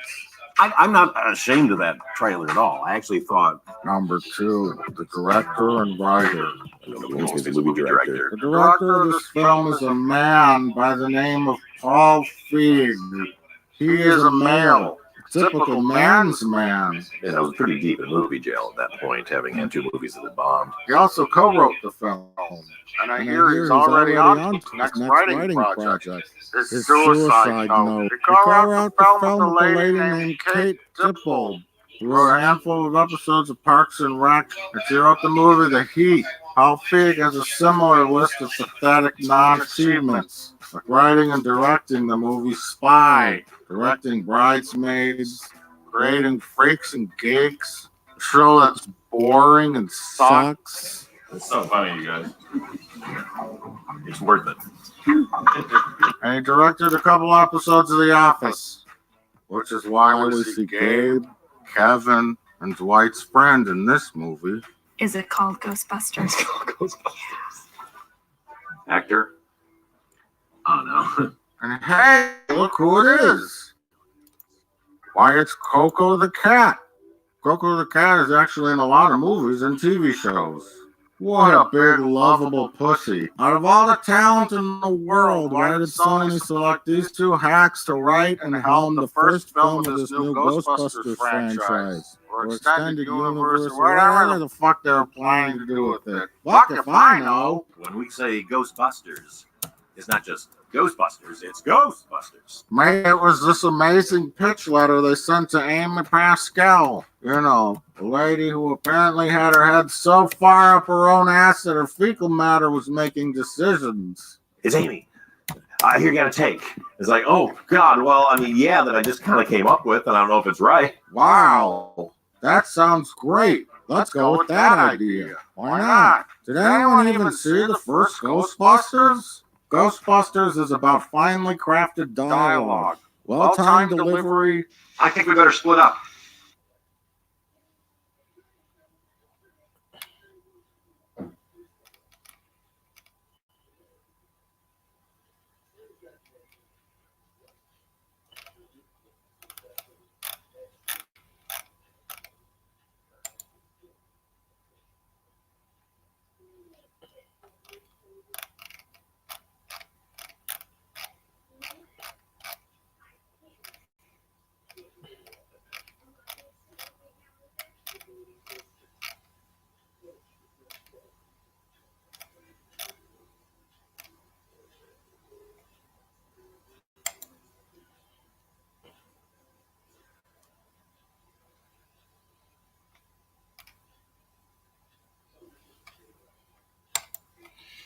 This one I wanted to react to for a while.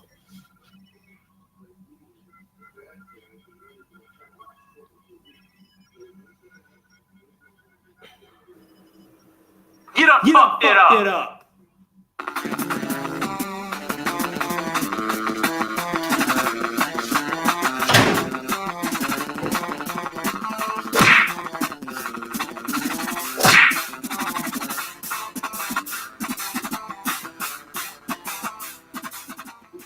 That's right, it's the return of the top 10 controversies of 2019, back due to popular demand from you guys. This was a request from our supporting members, our Patreons, our join buttons.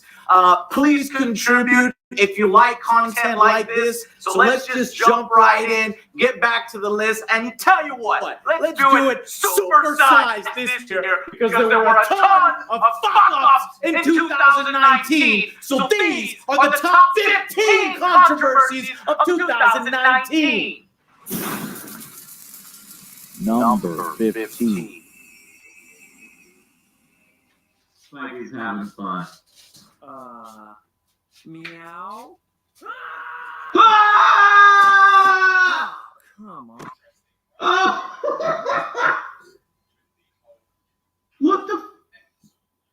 Sonic the Hedgehog's design reveal. Okay, so it's not 100% gaming only, but it is definitely gaming related. The video game-based movie, Sonic the Hedgehog, revealed its first trailer in 2019 to the internet's pure horror. Oh, come on. Okay, Sal, I want answers. The Sonic that they show is something more like an abomination rather than the lovable hedgehog that we all know. Everybody unanimously found it creepy and just weird and odd-looking, confusing. Why not just use the, I don't know, the actual design since you're working directly with Sega? This is what happens when Hollywood gets a hold of video game movies. Thankfully, they actually agreed to a design change when they saw all the backlash on Twitter and social media and YouTube downvotes. And guess what? The new design, it looks great. It earned my ticket price. So that's why this one's number 15 on the list, because it's got a good ending. You're right. It was lame. Game Shop was cool, though.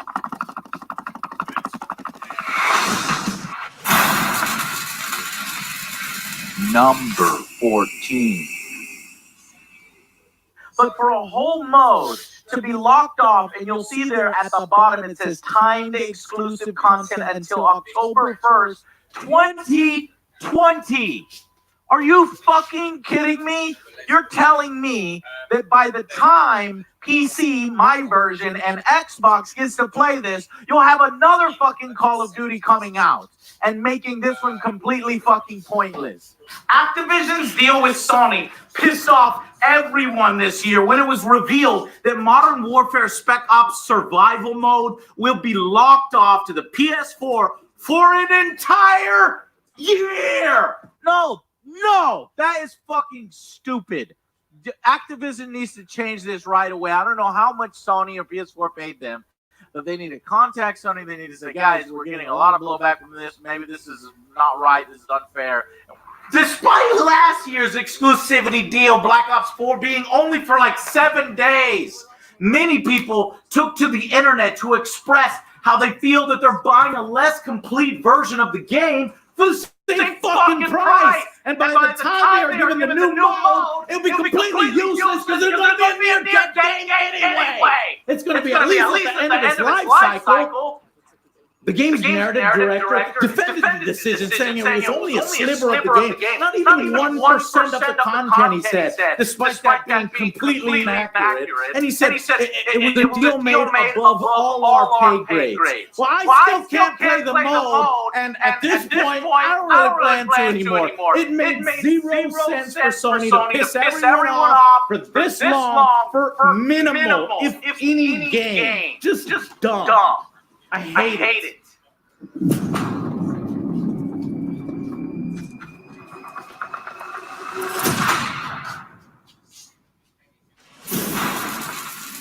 Number 13. And they've sort of built a cult of personality around themselves, right? You guys know the type of streamers we're talking about, you know, the kind of streamers everybody hates.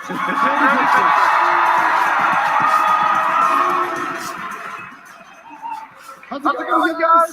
Randy Pitchford was a bit of a dick this year, who couldn't keep his mouth shut, doing some PR damage to Borderlands 3, his company, Gearbox, and 2K, as his game was nearing release. Nobody likes a bigot unless he's crying. Boo-hoo. Randy, come here, bro. Randy, come here. Shut up! And Randy Pitchford prides himself on being a real-life magician. Well, if the whole magic career doesn't pan out, it seems like he could have a very long run as a fucking clown. The latest controversy this weird man has mired himself in involves a cat and a crab. The crab does indeed pitch the cat. Now, I've not seen that bit because, frankly, I don't want to see a cat getting fucking hurt. That's not entertainment to me, but then I'm not a CEO. I have cards. And I'm a magician.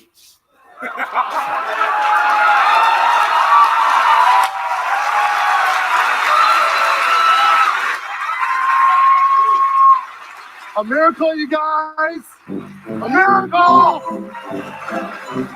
Thank you so much. You did a great job. Thank you so much. Some awkward magic and some fuck-ups presenting the game. Look, this all started when the original voice actor for Claptrap said that he wasn't reprising his role because of unpaid royalties from Gearbox, as well as alleging that Randy Pitchford himself harassed and physically assaulted him in a confrontation about it. And add in the lawsuit from former Gearbox lawyer Wade Callender, who accuses Randy of actually pocketing a secret bonus, like $12 million bonus, all for himself, which, by the way, was settled.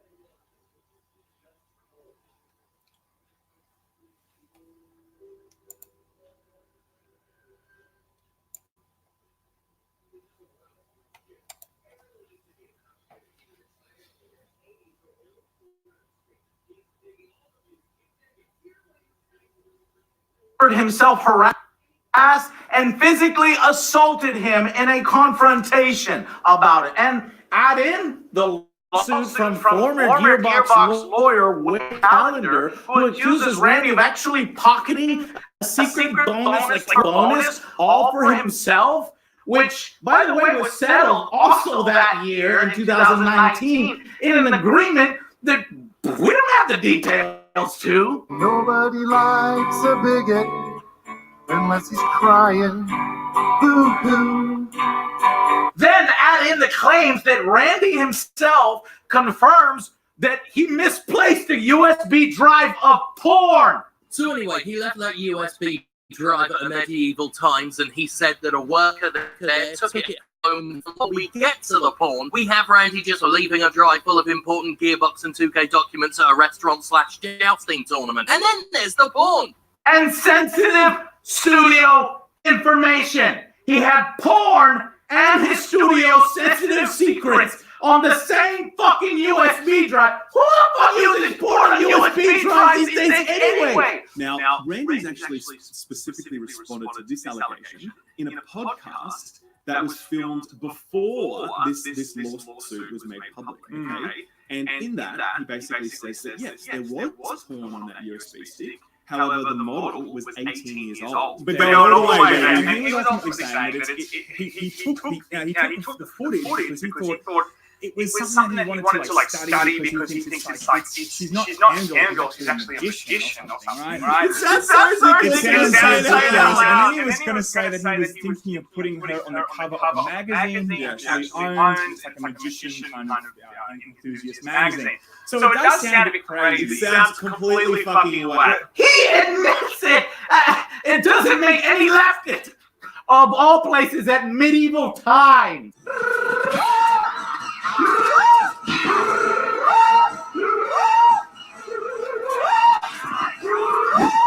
He also threw some shots at Xbox on Twitter, and he basically wasn't handling all the Twitter criticism he was getting very well. Basically a lightning rod in 2019 for sure, which has, to be fair, cooled down. Somebody decided to finally tell him on social media, man, cool it.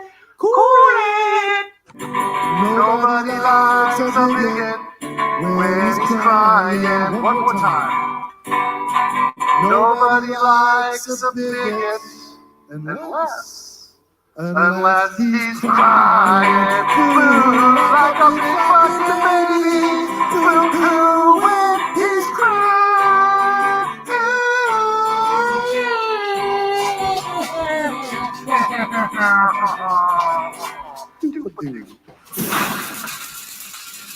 Number 12.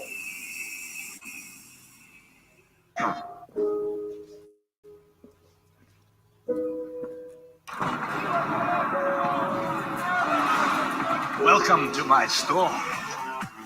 Your PlayStation Plus membership works across PS4, PS3, and PS Vita systems, delivering an amazing variety of games to play. PS Plus removes free PS3 and PS Vita games and replaces them with nothing. Did you know that for your $9.99 a month or the $59.99 a year, that PS4 Plus used to come with two PS4 games, two PS3 games, and two PS Vita games? Yeah, well, the final month for that was February 2019. What happened? Well, they took away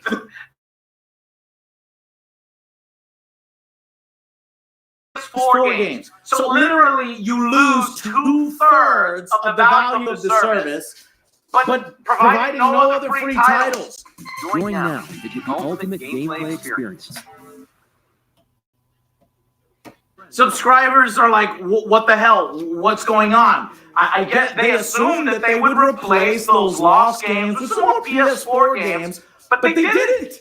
And the price actually increased too in some regions to add an insult to injury. Sony initially tried to, soften that blow with some good PS4 titles, free ones on PS4 Plus, but it's sort of lost its consistency. And now people are literally paying the same for more or for less, basically, and that's that.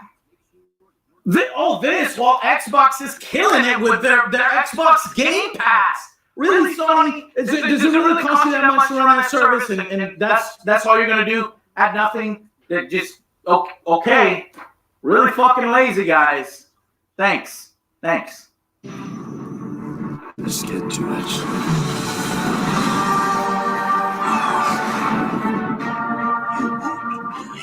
What's in store? PlayStation. Number 11.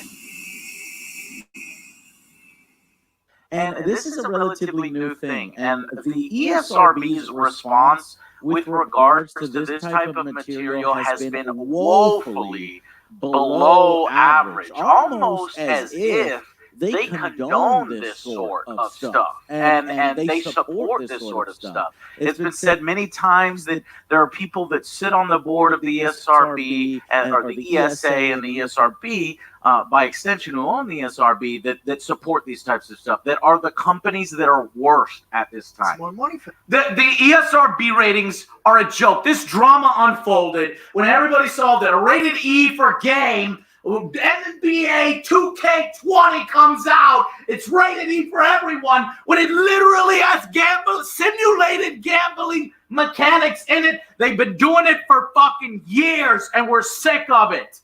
They're not even doing their job right.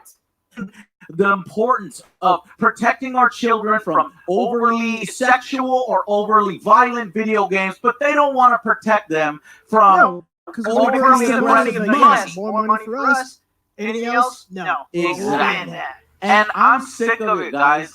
When I called them out on it, when we looked up the industry information, we realized how useless these are. They are essentially regulating themselves. So, of course, they're going to protect their interests, and they're not going to overly inform you about microtransactions. They're going to leave it up to parents. They're going to say, they're not even going to label it fucking right.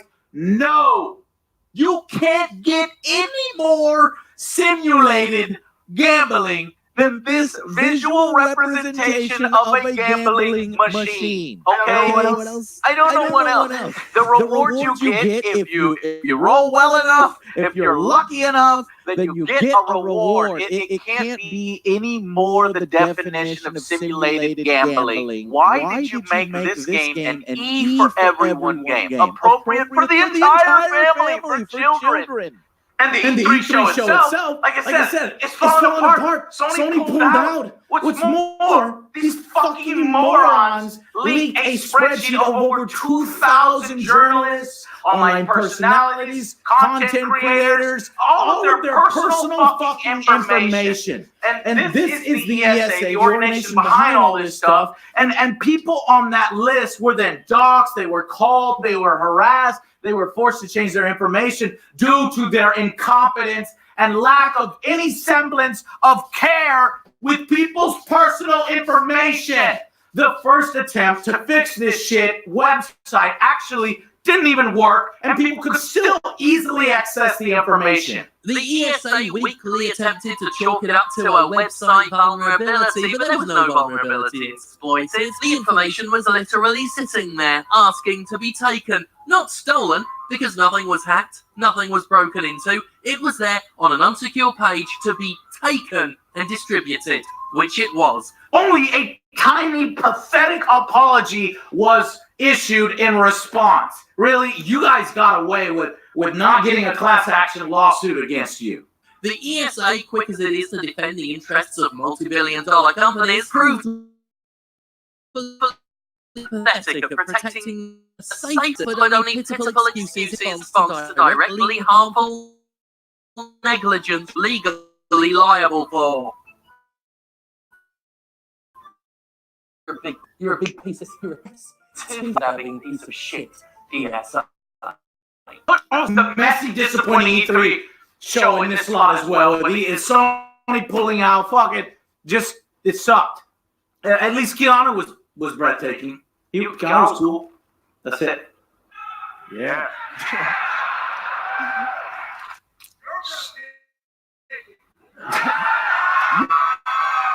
You're all breathtaking. Number 10. Set your Joy-Con down on its side. Oh my God, Joe, you're gonna... Set your Joy-Con down on its side. Set your Joy-Con down on its side. Shut the fuck up! Set your Joy-Con down on its side.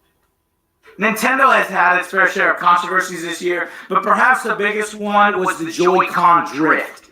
Players were experiencing this with their brand new freaking consoles. The system will detect slight movement of the analog stick even when you aren't touching the fucking controller, leading to some really shitty gameplay experiences. And at first, people thought, well, there's only a handful of people. It's just the left Joy-Cons. You just played with it too hard. But then users quickly realized how many others were experiencing the very same issues on Reddit and other Nintendo communities, not only with the left, but with the right controller as well, which eventually led to a class action lawsuit being filed against the company for allowing such a defective feature on a pretty fucking expensive product. Set your Joy-Con down on its side. Set your Joy-Con down on its side.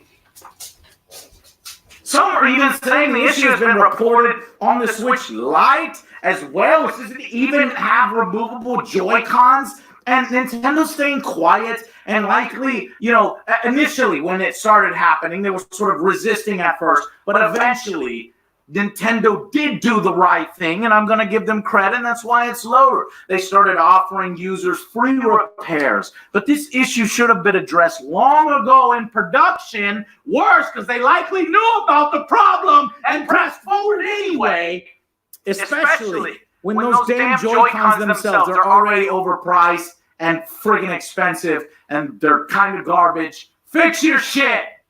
Set your Joy-Con down on its side. Ah, that fucking Godzilla's approaching the generator, Joe!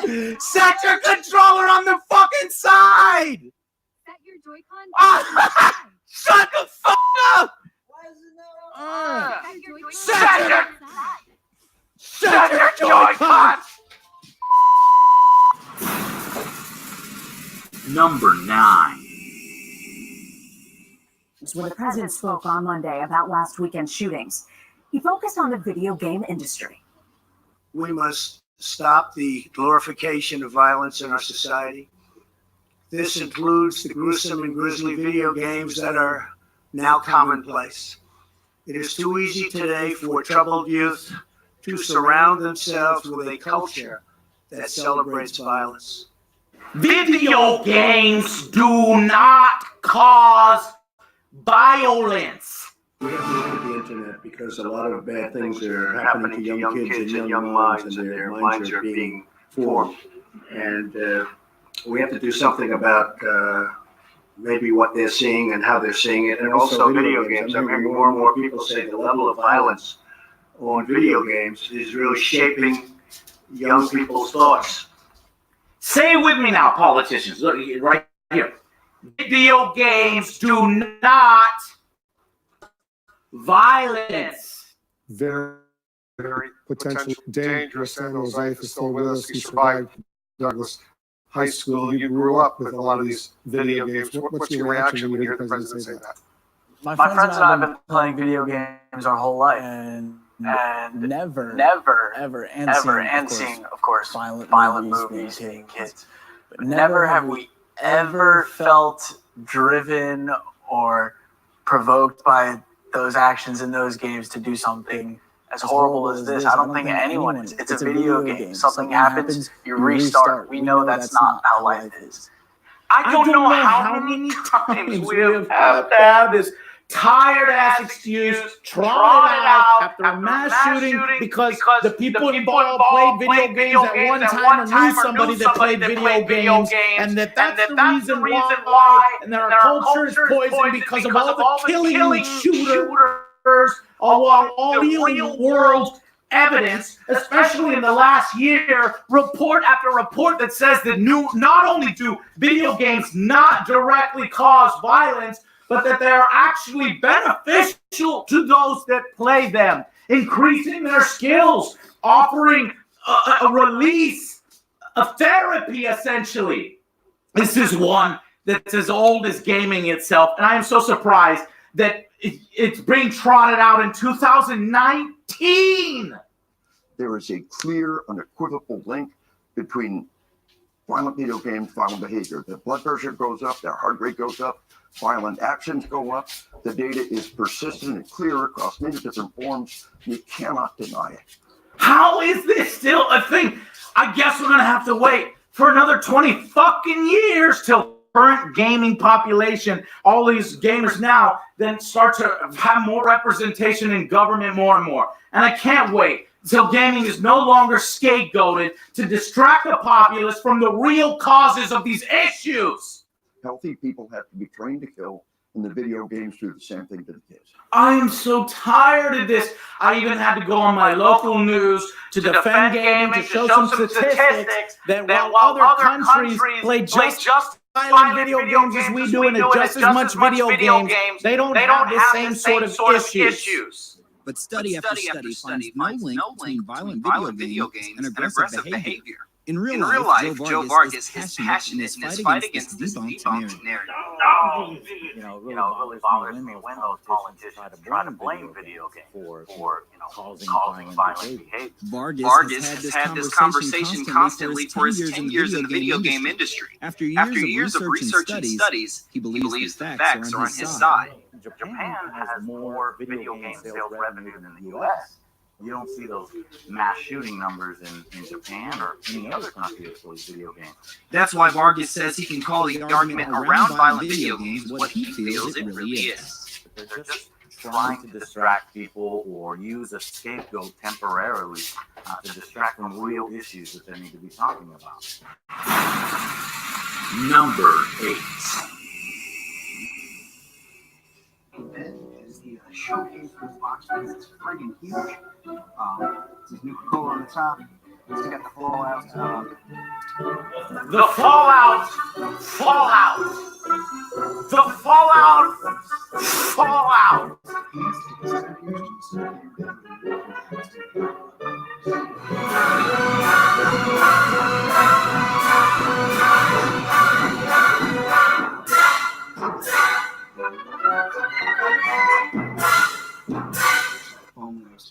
I don't want to spend too much time looking in there because it's so dark. Not only did we get so many news stories on all of its fabulous failures throughout 2019, even being the #2 worst game of the year with Fallout First, but you cap that off with Fallout potentially making people physically sick and threatening their health and lives with mold found in Fallout 76. GameStop edition versions of easily say that Bethesda has had a really rough year. And thankfully, this was a relatively small incident with not many likely affected, as though 20,000 helmets were sold. But it's believed 2 of them were sold through the retailer with the issue. But it is a never-ending source of fucking failure. The fucking helmets, the fucking game, and Fallout First just bundle all that shit together. Controversy after controversy. That we have our own news segment for it, and you get the Fallout.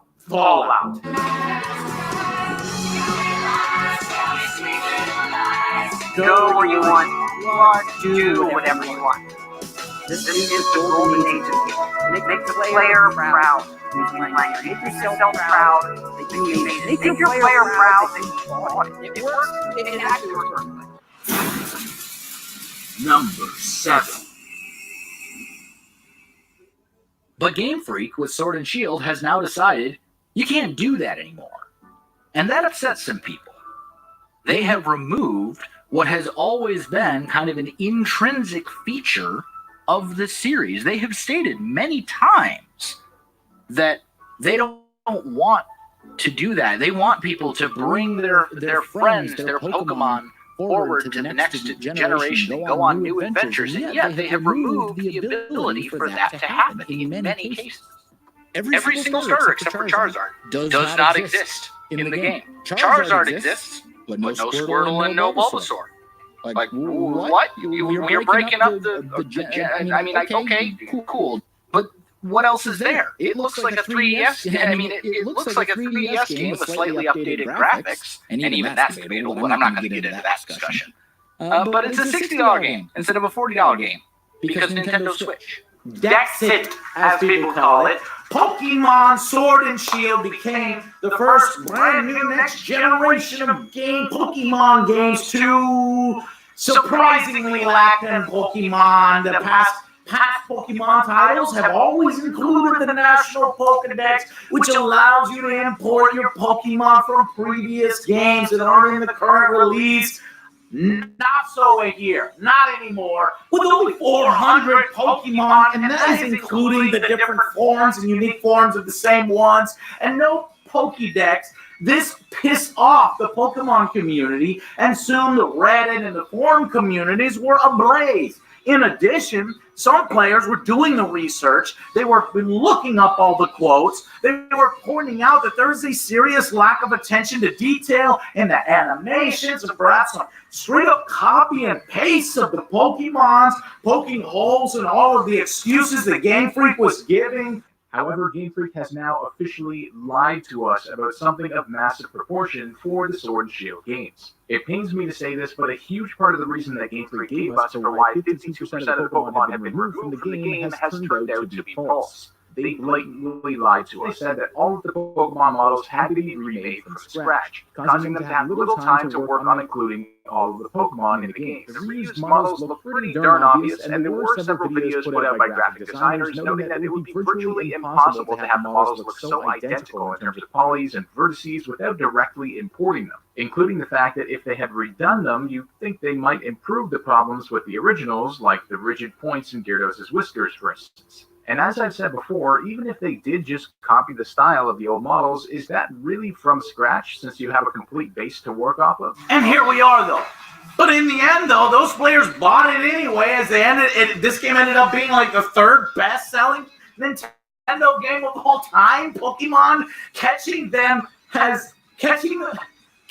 all has never been a more ironic title, because you're going to need to pay for expansions or have your friends pay for expansions and then trade with them or wait for free updates to then trade with somebody that did get the expansions so that you can get the Pokemon that weren't in there and in the national Pokedex. You know, the criticisms are there, and the criticisms, I think, are valid. I think Pokemon and Game Freak get away with a lot of things that other companies wouldn't be able to get away with. But for me, I don't know. I just think the Pokemon games, they're not evolving enough with the franchise. Yes, they're adding an open world and things like that, but the animations, they've sounded the same, making the same sounds for 20 years since I was playing on the Game Boy and using my Game Boy Link. They don't even fucking talk. It's not evolving enough, in my opinion. You combine these two things together, and I'm just concerned about the future for the Pokemon fandom and for yearly updates, like Madden. I don't want it to get there, and hopefully it will not. So you guys need to push back, let them know. And I think a lot of the criticisms that people have had regarding Pokemon Sword and Shield are valid criticisms. I have been extremely critical of Sword and Shield myself. I will still probably end up purchasing at least one of them. Number 6.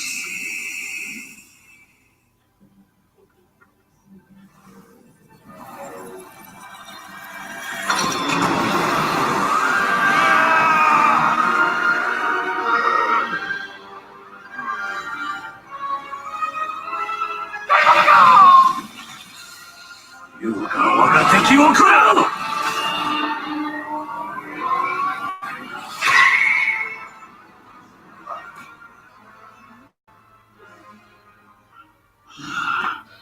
You should have gone for the head.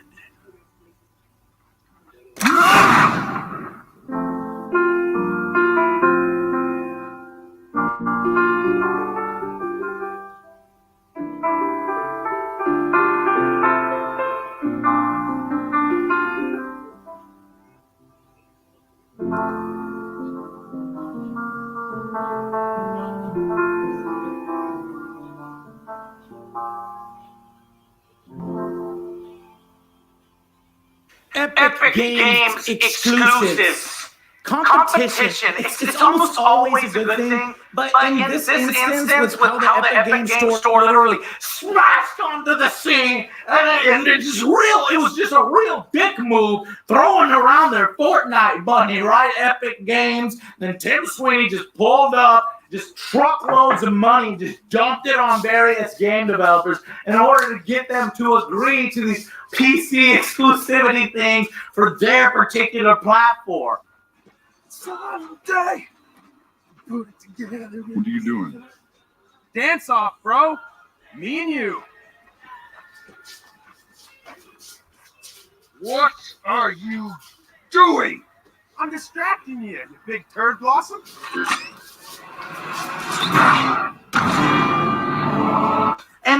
and something PC gamers are not used to or very appreciative of, right? One after the other, they landed large exclusive deals with games like Division 2, The Outer Worlds, Borderlands 3, Control.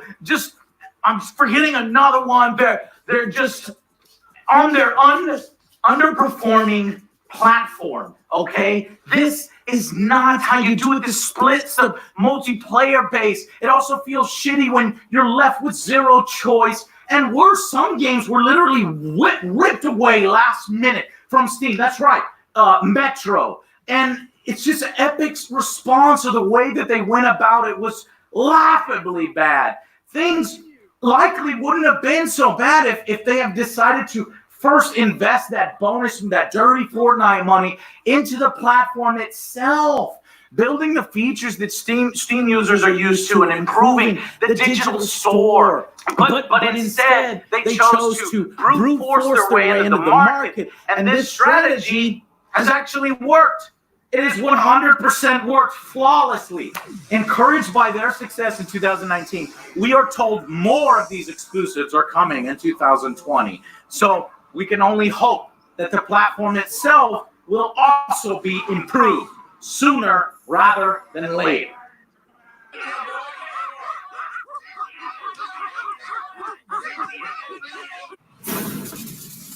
Number 5. Hi, I'm looking for... Stadia? What? What's Stadia? Stadia is only the newest, most logic-defying, mind-bending, absurd gaming platform on Earth! Forget boxes, forget consoles, just your games, your screens, and an electric air. And this electric air is Stadia. What the fuck was this piece of shit? Advertised as literally this revolutionary streaming service that allows you to connect and play games from anywhere without the need of expensive PC rigs or consoles, just instantly playing a massive library of games. 4K, 60 FPS.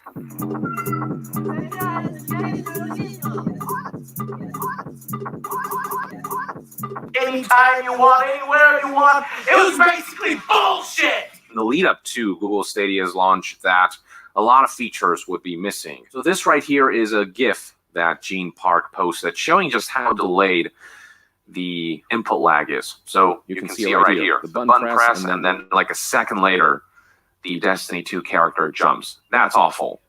At least for right now. None of the full original concept and promises of this service is really there without these massive asterisks and caveats.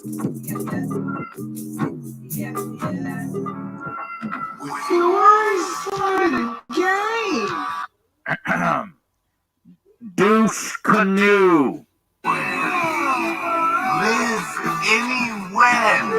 Amazing. Play with any who. The commercials are cringe. The fucking controller is shitty. The service itself is shitty and laggy. And it's like, who the fuck can play this?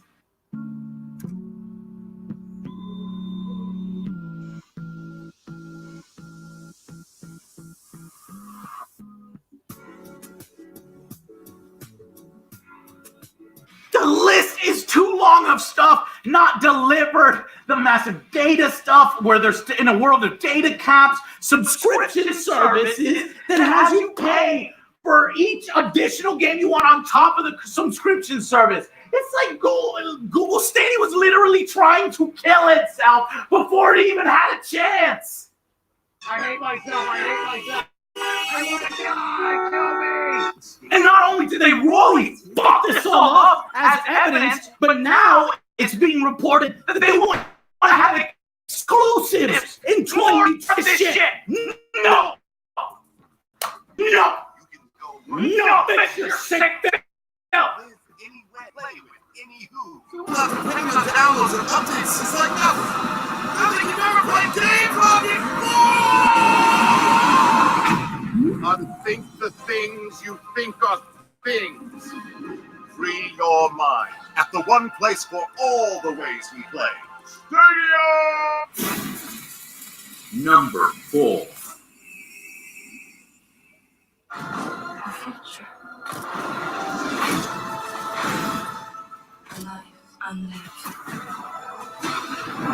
You backstabbed me, Red!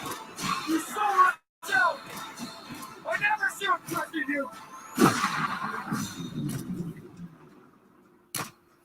You fucked it up. Whereas Stadia was a newbie to the scene, fucking it up.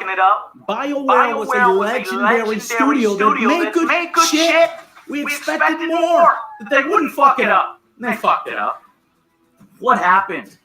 Well, I guess we actually do know what happened. Thanks to Jason Schreier and his Kotaku article, with sources directly from within the company. It could fill a top 10 list of fuck ups itself.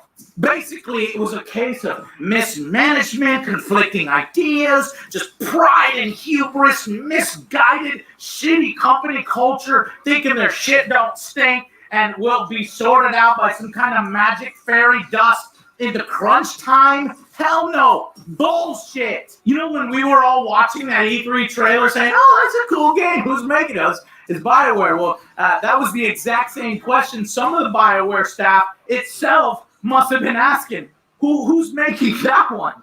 Oh, shit. Yeah, that's right. So, you know, first of all, it's amazing to be back. It's awesome to be making games for BioWare fans. You know, we have the best fans. So it's been super satisfying to come back to it. And, you know, I just want to be able to continue the legacy of the studio. And that's kind of where it started with Anthem, is just thinking about, you know, what is the evolution of a BioWare game? And Today, Anthem is by far the lowest rated BioWare game. And many people fear it will be, or was, the death of a beloved studio. I hope not. Shit. Fuck. Fucking shit. Anyone, we're under attack. Anyone in the area, we're under attack. You can equip your Javelin exosuit with gear that brings devastating power. What the fuck? What the fuck? That never fucking happens in the game. That's exactly what would make it fucking cool. It fucking lied to us! Number 3.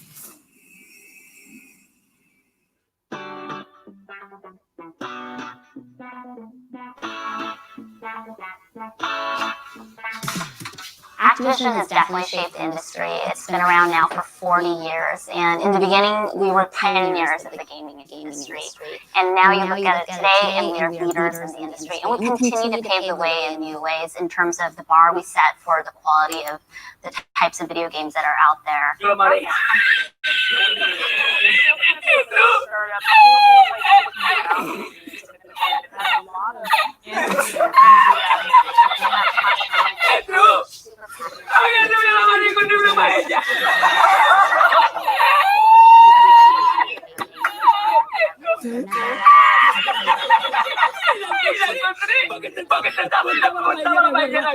Provide training and dialogue and coaching along those lines. And then at the end of the day, that I have a product that I can touch and feel that I'm insanely proud to say, hey, this is what we produce as a company.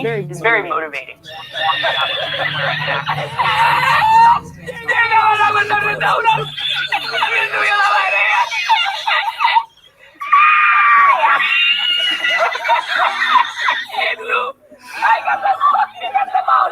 "2019 was the year of crunch, layoffs, sexual harassment, record profits, and controversies." You know what? Basically, video game companies treating their employees like shit all the while. Did you know that Blizzard Activision that year, 2019, laid off over 800 people, while at the same time posting record profits? $7.5 billion, 1.5 of which is billion in profits, on top of the news of their new CFO, Dennis, who received a $15 million bonus just to take the job out front.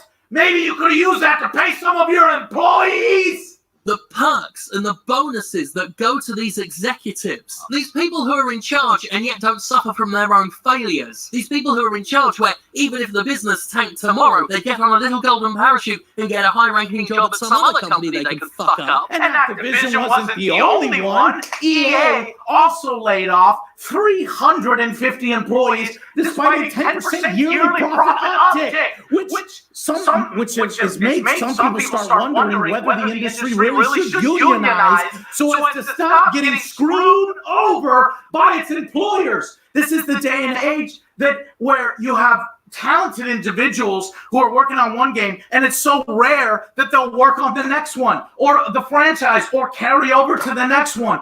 That's fucked. And people don't realize that is not commonplace anymore. People are dropped constantly. But that's not all. That's not all. Let's move on to the next one. Number 2. Well, first, we don't call them loot boxes. I think that was so what we look at as surprise mechanics.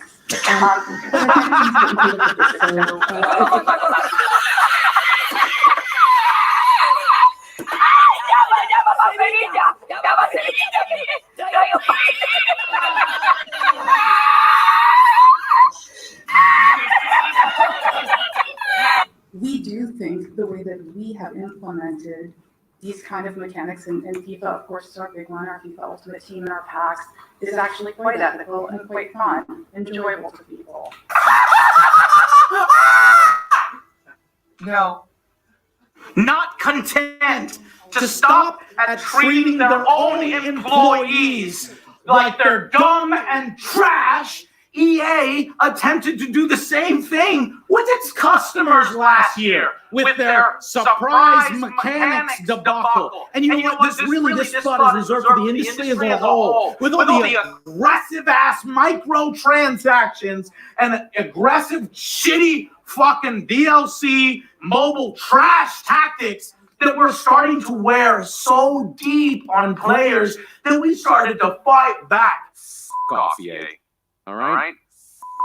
Right off. And governments last year finally started to step up and move just a little on this front, scaring the gaming companies. The UK got some of the industry leaders to sit down with them to explain exactly what these things were, what the hell is going on. It didn't go well. EA put their foot in their fucking mouths and made themselves look stupid as hell, and rightfully so poorly defending their stances because there's really nothing to defend. It was hilarious. And I myself have started to more actively campaign and participate in these discussions with our governments and my representatives. This needs to be watched, and we need to protect our games from these predatory practices, lest we want our favorite hobby to suffer negatively. And thankfully, it seems like companies are starting to back off. I'm only saying that because Activision kind of removed the shit from Call of Duty. But goddamn, in a blink of an eye, it could all fucking return. Let's see what happens in 2020. In staying with the spirit of what Kelly said, we are renaming several of our things. Microtransactions shall now be known as amusement adjusters. Season passes are now joy extenders. Crunch time is now fun to work conversion. And no more review copies for you, Joe Beans. Spoiler preventers. Number 1. 你就讲完那8个字，然后导播我们就。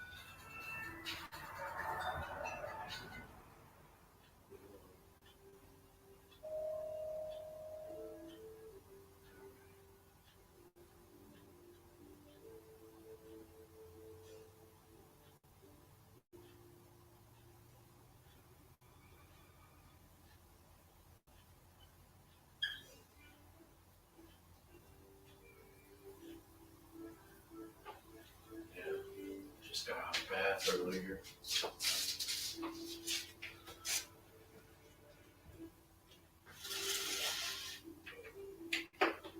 It's still on.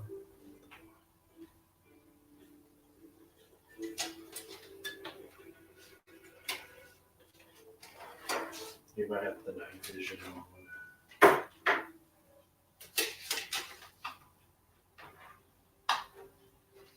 Someone's on their phone at your end.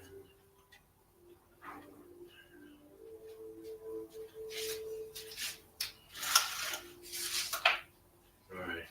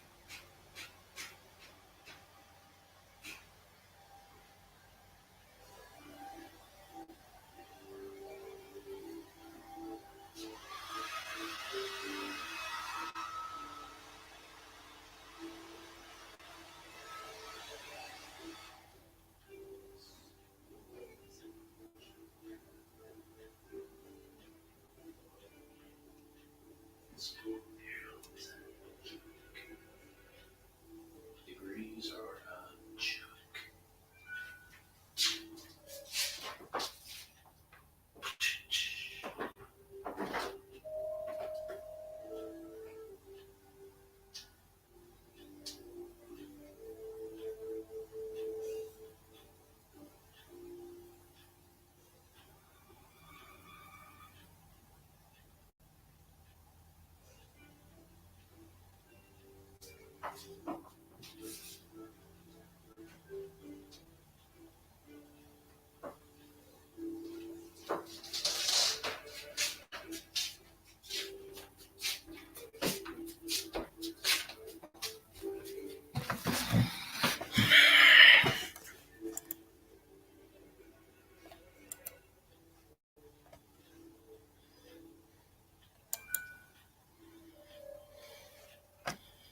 Alright, I'm done for tonight.